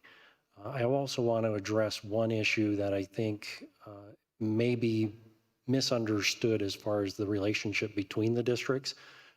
How that's orchestrated is there's an IGA between the districts. And I was remiss in mentioning this earlier, but that IGA provides that any district can terminate that IGA at any time with 1 year's notice. So if residents take over one of the districts, they can say, we're done. District number 1, you do your thing. We are no longer part of the IGA, and they can go off on their own. So it's not this perpetual control mechanism, I think, as Ms. Parsons indicated, that's contemplated in the master type of a structure. This is a completely voluntary with a 1-year notice. Thank you, Madam Chair. So I do have to ask a comment here, because even if the residents decide to break away at some point when they have control, all the debt created by District 1 prior to their leaving remains an obligation of those districts. And to be clear, that is not the case with this structure. In this structure, each district issues its own individual debt. It's not all pledged to District number 1 and District 1 pledges the debt. Each district issues its own. I get that, but the same board will have control of all 5 districts initially. So that debt can all be obligated by the same people at some point. So if it changes to 10 years down the road, that debt obligation remains. That was created by the original board. Correct. Okay. Yeah. Which are the same people initially. Well, and I would like to point out that oftentimes when that transition happens, the residents refund that debt and lower their mill levy. As far as the inclusion, I think Ms. Sego addressed that as well. The specific statute site is 321401(1)A, and it is extremely clear in the service plan that we are subject to that. Even if the service plan didn't say it, we're subject to state statute on that. The county can't waive that provision. And the only reason that we would include anyone is by their consent and by their specific petition asking to come into the district. And the 5-mile inclusion, I just want to clarify, that is a county delineation. That is not from us. As far as the comment about it being premature, this is the classic cart and horse. You know, this is a financial tool. going into a project of this magnitude and with these infrastructure needs, trying to, or going down the path further without the certainty of knowing that you've got the ability to finance the needed infrastructure is very typical. Again, the ranch, Grandview, Sterling Ranch, there's nothing there. We don't know exactly what's going to be there until we get the final plats done. What the service plan is and what the statute requires is that these are plans and models based on reasonable assumptions. And I'm going to turn it over to Kyle Thomas from DA Davidson to go through the financial plan and explain how those are derived from a long history of bonds in the state of Colorado. Hi, Kyle Thomas, DA Davidson. So just wanted to speak to a few points that were brought up and also just walk you through the financial plan. So when we put together a financing plan, we realized this is for a district that's going to have a very long life, 30, 40 years, as we've talked about. So when we put together a plan, we put forward a financing strategy that is reasonable over a long period of time, and we look at averages. So their comments, well, rates are really high today. What does that mean for rates in 5 years, 10 years? We have no idea like anyone else. So when we put together a plan, we say, well, what have rates been over a 5, 10-year period? Where have they been historically? And that's how we base our assumptions in our plan. We don't know necessarily what they're going to be next year, the year after. We've seen very big swings, both upward and downwards. So in the world of municipal finance, we have a benchmark rate. It's called MMD. That is the rate at which a AAA issuer borrows. So think Colorado Springs Utilities is a AAA issuer. That rate today is like 4%. A year and a half ago, that rate was less than 1%. So we've had really big changes upward and downwards. But when you go look over a long time horizon, over a 10-year period, that average rate has been about 2.76%. So when our plan, we look at how have bonds priced, what have spreads been, and that's where we come up with the 5% and 4% rate. So I just wanted to point it out. That's not the rate today. It wasn't the rate a year and a half ago. It was probably lower then. It might not be the rate in a year and a half. We're trying to put together a plan that's going to live through the life of these districts, which is a very long time horizon. The other point I want to address is that there's a variety of revenue sources here. So there's certainly property taxes being generated from all the residential properties. There's also property taxes from all the commercial properties. So the hotel is generating a lot of property tax here. There's about $100 million in value from the hotel itself that is contributing to the property taxes. And about 40% of the total revenues that the district will receive are from the sales and lodging PIF on site. So when some of the questions are coming up, well, how is there such a capacity to pay back this debt? Certainly the capacity here is increased because of this resort property that's being built and all the sales taxes being generated on site. Also, for the benefit of the county, based on these projections, there'd be about $47 million in sales taxes that would be collected by the county from the 1.23% sales tax that the county assesses. That wasn't included in the financial impact, but that's certainly money that will exist, that would not exist unless this project were constructed. Another point I think that's just an interesting tidbit is the Air Force project that's being built right now, fantastic project, this heroic project that's really changing the community. It was financed with about $317 million worth of tax-exempt bonds using a variety of these tools. I thought that's interesting to know. Any further questions? Commissioner Vanderwerf. Thank you, Madam Chair. I'd like to just ask you, excuse me, a few of the questions, and these are, if you will, kind of references off of some of the testimony of citizens that testified in opposition. So the first one was Mr. Stout, and he has the belief that the districts would have difficulty discharging the debt.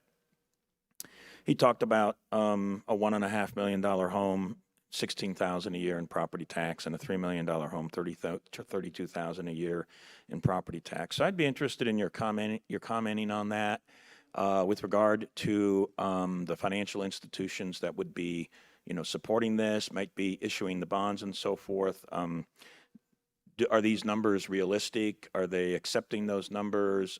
Does it feel like there's a market for selling these properties at these kinds of property tax numbers? I'm interested in your comments about that. Yeah, sure. So happy to speak to that. So the service plan creates a framework. What is the mill levy that can be assessed for repaying the debt? That's 50 mills. What is the duration of time that that debt can be issued? It's a 30-year time horizon that you can issue a bond. It could be subsequently refinanced, but it's initially a 30-year bond. Then the district also has a debt capacity. What's the maximum it could issue? When you actually go to sell these bonds, these are sold to institutional investors. Who can purchase these is defined in statute. It's a very specific subset of investors.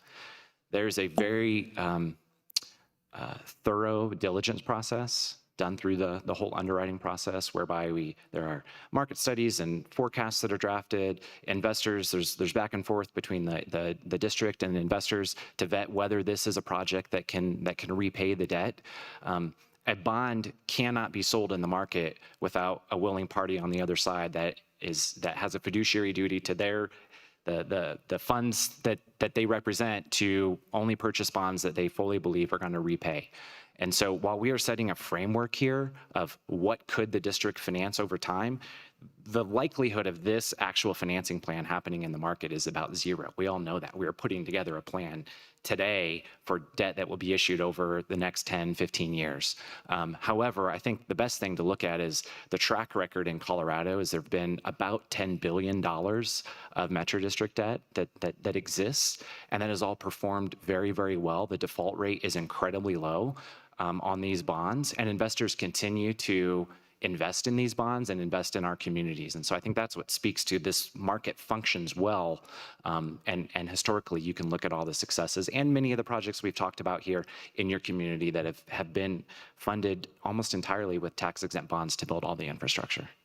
Okay, thank you. And I can understand some of the, the concerns expressed by opposition, because a $32,000 a year property tax, if that is in fact indeed the number on a $3 million house, 32,000 is a gigantic number, not something that most people in Colorado are used to, that kind of number. But I do have a relative that lives in New Jersey, and their home is worth $500,000, and this is some of where New Jersey is, which is even more scary. That relative is paying $12,000 a year in property tax on a house that's worth $500,000. So if you do an extrapolation from $500,000 to $3 million, you're talking about $60,000 in property tax. And though I just know these are not numbers that Coloradans are used to. These kinds of numbers, those are pretty big numbers. Nonetheless, there are places around the country that seem to fit well within these kinds of numbers. It's just still a big number. Another question I have, there was some testimony about not having some kind of a contingency contract for a hotel, and of course the hotel would certainly play a role in servicing this debt. So I'd be interested in your comments, or maybe some other comments from some of the other representatives of the applicant. Was there ever a need to have a contingency contract from a hotel at this point, or is the plan to just get that in the future? Or give me a sense of the timing versus what is being applied for today. Because, some of the residents have said they felt like there needed to be a contingency contract today, but maybe the applicant has felt that that's inappropriate or not needed. And, what is your confidence level that you're going to be able to deliver that? Yeah, so I can speak to the financial aspect of that, the ability of the developer to sign that contract. I have no view into that business relationship. What I can tell you is if you're going to access the bond market, these are very smart investors, and you're going to tell them, we think there might be a nice hotel, and we think we might generate these revenues. They're going to want to see the contract to know that that's real before you can access that market. So practically speaking, that partnership is going to need to be defined before the district would choose to sell bonds against that revenue source. And that's just a practical nature of what the market would require. Okay, I appreciate that. And, another question that I did have, but I feel like our county attorney addressed it adequately, and that was, what is embedded in the Special District Act, and she provided a reference. So, one of the things is that while the wording in this particular document that we're looking at doesn't necessarily express it explicitly, I think it's a foregone conclusion, since the Special District Act is cited, that there is no way that somebody will be forced into movement into the district, they have to petition to request to be moved into the district, and then the district considers that. And without, they wouldn't do that unless they were of their own free will wanting to be in the district. So it wouldn't make any sense for them to do it in any other way. So I think that that was one of my other questions, but I feel like that's been satisfactorily answered since the Special District Act is cited. And I think, let's see, there were some other comments with regard, and I know that sometimes this is difficult. This might be better answered by the applicant instead of the financial side of this, but some comments about this PPI number 2 and Flying Horse and, you know, the different LLCs and how that can sometimes be confusing. I don't know if there's a opportunity here to explain that a little bit further, and maybe I could get some more clarity on that. Thank you. Yeah, again, Russ Dykstra on behalf of the petitioner. Understandable, and that's a very typical, I don't want to say structure, but a lot of development entities have multiple LLCs to handle the operational side versus the land ownership side. And that's for tax purposes as well as segregating assets from one project to another. So when I hear that a developer has 30 LLCs, that doesn't surprise me at all. That's very typical for each project to have its own designated LLC. Okay, thank you. And if they were to not be able to make these bond payments, the 5 individuals listed on the application, Jeff Smith, Doug Stimple, Jill Lloyd-Olt, and 2 others, would then have to essentially pay those bonds back. They're the ones who are liable, or?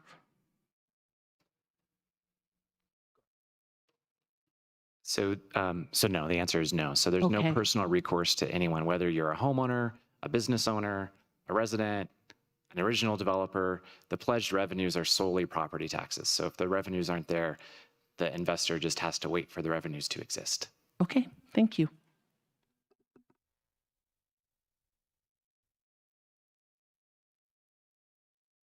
For the applicant at this time. Commissioner Gonzalez, okay. With that, we will declare the public hearing portion of this closed. And it has been requested that we take a slightly longer break. And out of courtesy for those of you who are being very patient and a part of this as well, I kind of wanted to gauge, I'm trying to figure out whether we're all going to take a quick 30-minute or whether that allows you, if you wanted to come back and hear the rest of the deliberations, whether that allows you time to get away and come back as well. I'm leaning towards a 45-minute break at this point, or would you rather just compress it and plow through? Okay. We're going to take a 30-minute break, and we will be back here. We will be back here at 1:15. Thank you very much. We're in recess.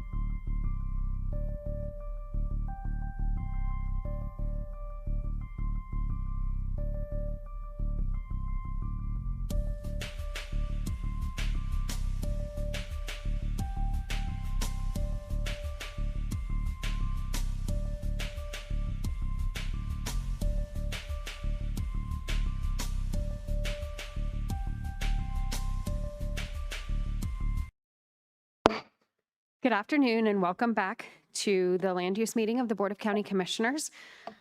We are on item number 8. We have just closed the public hearing portion.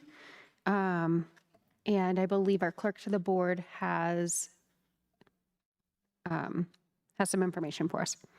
Thank you, Madam Chair. Jackie Allred, Clerk to the Board. I just wanted to make note that the board has been handed out a revised resolution, which corrects condition number 2. The main changes, moving it from 450 million to 400 million. That's the change in the resolution provided. Thank you. Any questions about that? Yes, thank you, Madam Chair. Just maybe for the record, for the public record, I just want to hear from the clerk. That was the only change. There were no other changes. Is that correct? Correct. That is the only change to the resolution, condition number 2. Okay. Okay. At this point, are there any further questions of staff or discussion, deliberation from commissioners? Commissioner Gonzalez. Thank you, Madam Chair. So I appreciated all the information today. I mean, metro districts are important. We've been learning, on the process. Stan and I have been on this now for 6.5 years, seeing the process.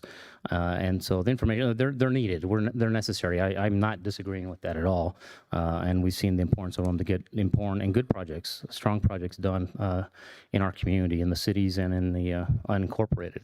The concern, and I brought it up, I think just a couple weeks ago, was when I first joined this board, we had, and those examples earlier were for metro districts to be viable, people were asking, or developers of applicants were asking for not even the full mill requirements. And then we went from that to asking for the full mills eligible and then adding 10 years in their planning. So went from 30 to 40 years.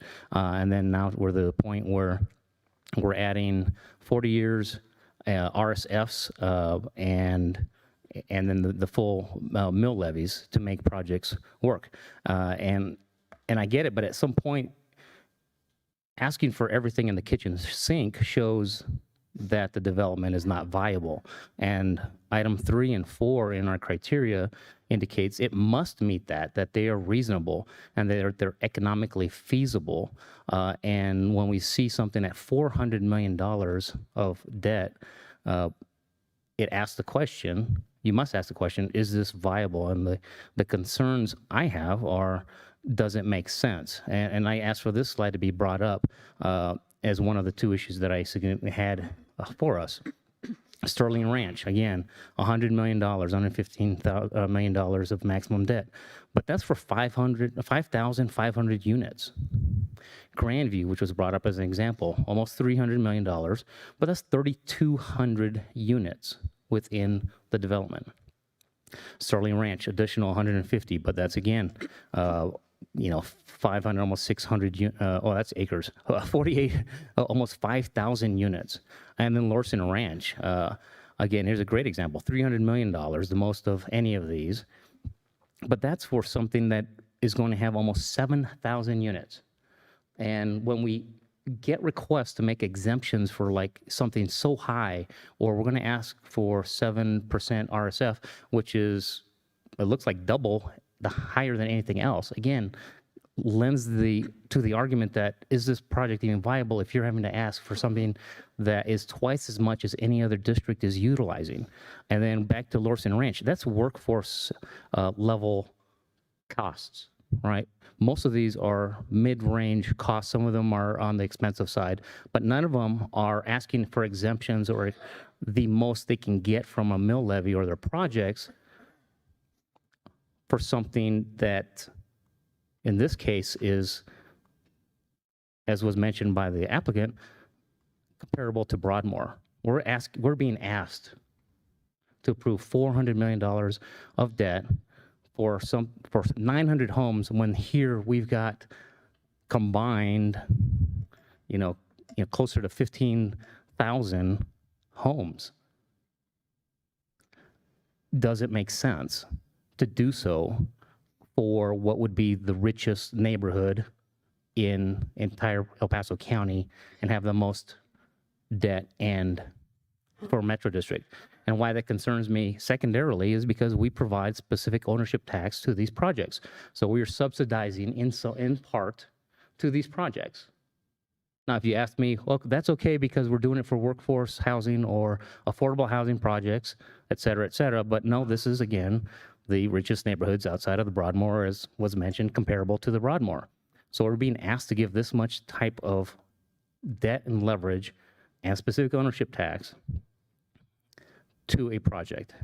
The second part of this thing, and to me, I don't believe that makes it reasonable and economically feasible.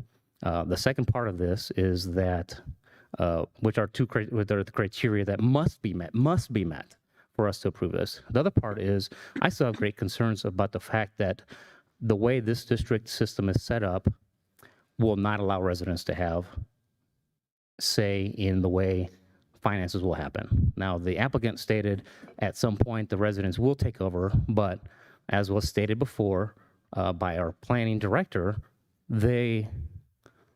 District 1 has commercial and the fitness center, but there was no stated specific plan for what would happen in that one corner of commercial. If it's not commercial, then the whole district and the finances for the entire metro district will be planned by the fitness center. I don't think that's going to be sold to a third party. That's going to be owned by the developer.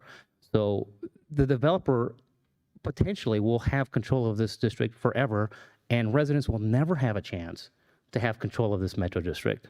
That's the potential. That's the possibility that exists with this. I think that's unacceptable. We're supposed to be representing everybody, including the applicant, but also the residents. And if we're not going to stand by residents having some kind of control, that doesn't make sense to me. And I gave an example of Flying Horse with a little sliver of land, which the applicant then said, well, we just changed that like a year or two ago. Okay, 18 years into the Flying Horse project. And I asked them, okay, so residents can take control of that at some point. Yes. I was like, how many residents live there now? Well, it's undeveloped. So that could be 15 years, 20 years. Then the original 30-year proposal bonds, which are normal, residents may never even have a say of that development. Again, it's different from this. We're not voting on that, and I acknowledge that. But it gives an example of how long residents may have to take or spend to actually have control, and they may never have. I see this in two ways. One, residents will not have the proper say in their own development as currently constructed by this plan. And two, $400 million for 900 homes, which will be the rich of El Paso County. I don't see justification for that. When I see on this slide, 300 million, 300 million, 100 million, 150 million for thousands of homes, 7,000, 3,000, 5,500 homes, 4,800 homes. It doesn't make sense. And residents will look at us, El Paso County residents will look at us, and we lose credibility, I think, if this gets approved in this way. I hope they come back with a plan that makes sense, but I don't believe this plan makes sense. So I move to deny the proposal.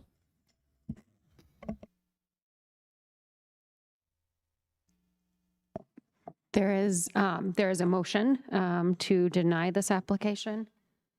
Any further discussion or thoughts? I'm not for that motion for a couple reasons. As I looked through the financial plan, I appreciate the effort by the developer to reduce the amount of debt that they're asking for. I know that when we build developments, that it's a big property tax burden, and that is the way we finance developments in the county.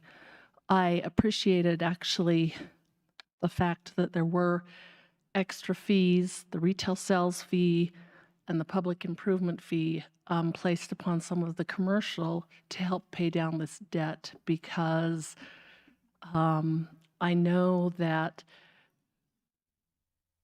truly, you know, I don't stop and look at my sales tax bill every time I go to the grocery store. I know how much my property taxes were this year. So I think that that's an effort to find other sources to help pay down the debt. I do know that as homeowners move into these, they will have the opportunity to serve on the board.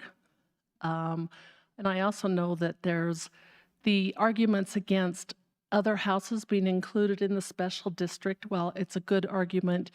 You cannot be included without a vote. And so if High Forest decided they wanted to go into this Flying Horse District, all of the residents, both husband and wife, all property owners, would have the opportunity to vote on that.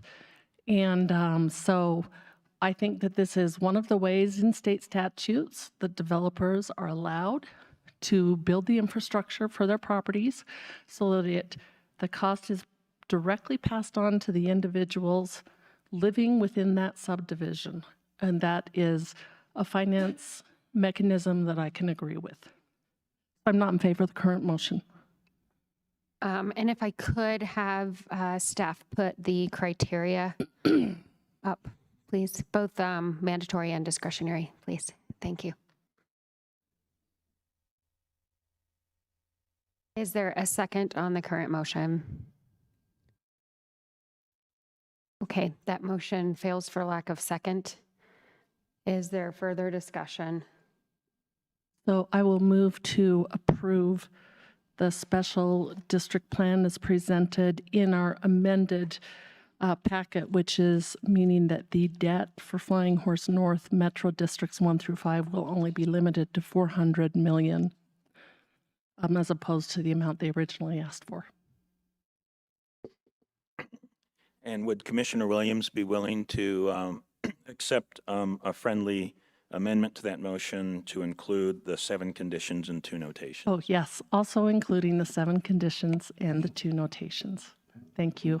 Okay, under those conditions, I'll second the motion. And some of my comments, I really do deeply appreciate the comments from Commissioner Gonzalez. Sometimes he is truly the conscience of some of the issues that we have before us. But we do have a severe, severe housing shortage. And there are some people have a lot of money and can afford to do these kinds of things, and other people don't. And we have to be responsible, I think, for a wide variety of people that have different levels of wealth.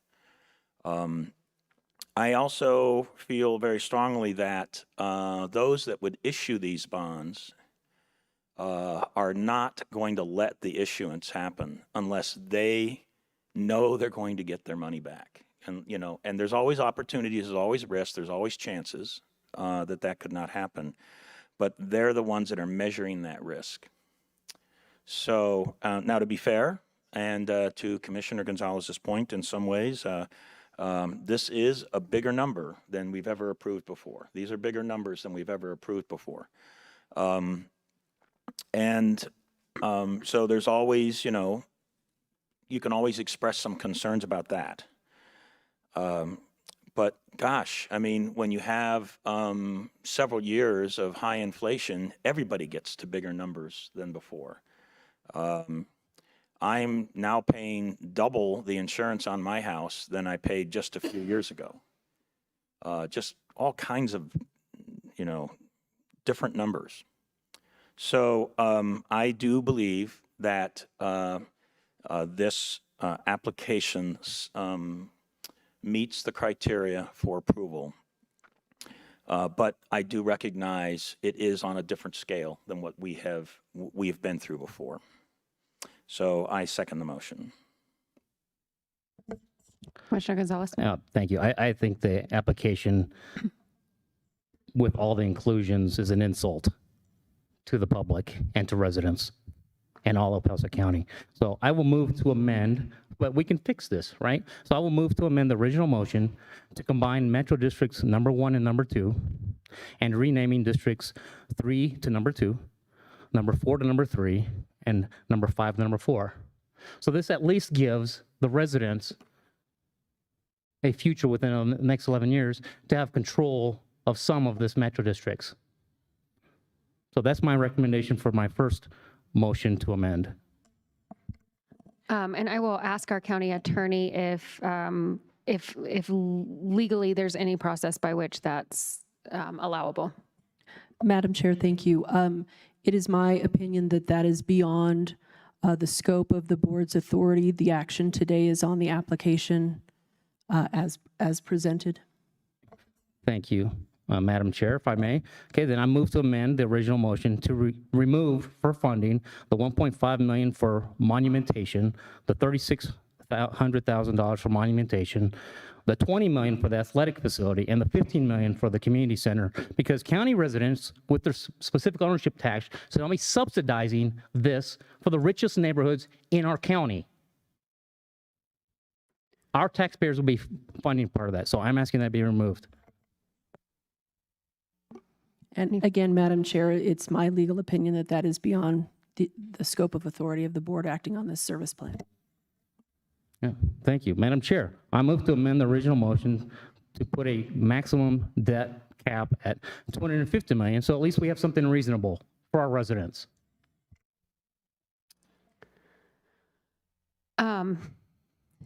Okay, I think you've been able to express your concerns very well here. I personally am not, we've talked before about how this is an applicant-driven process, certainly with authority and discretion put on us as decision makers here, and with adjudication of really listening to all of the residents. That being said, I don't believe, I'll use different terminology than our county attorney just did.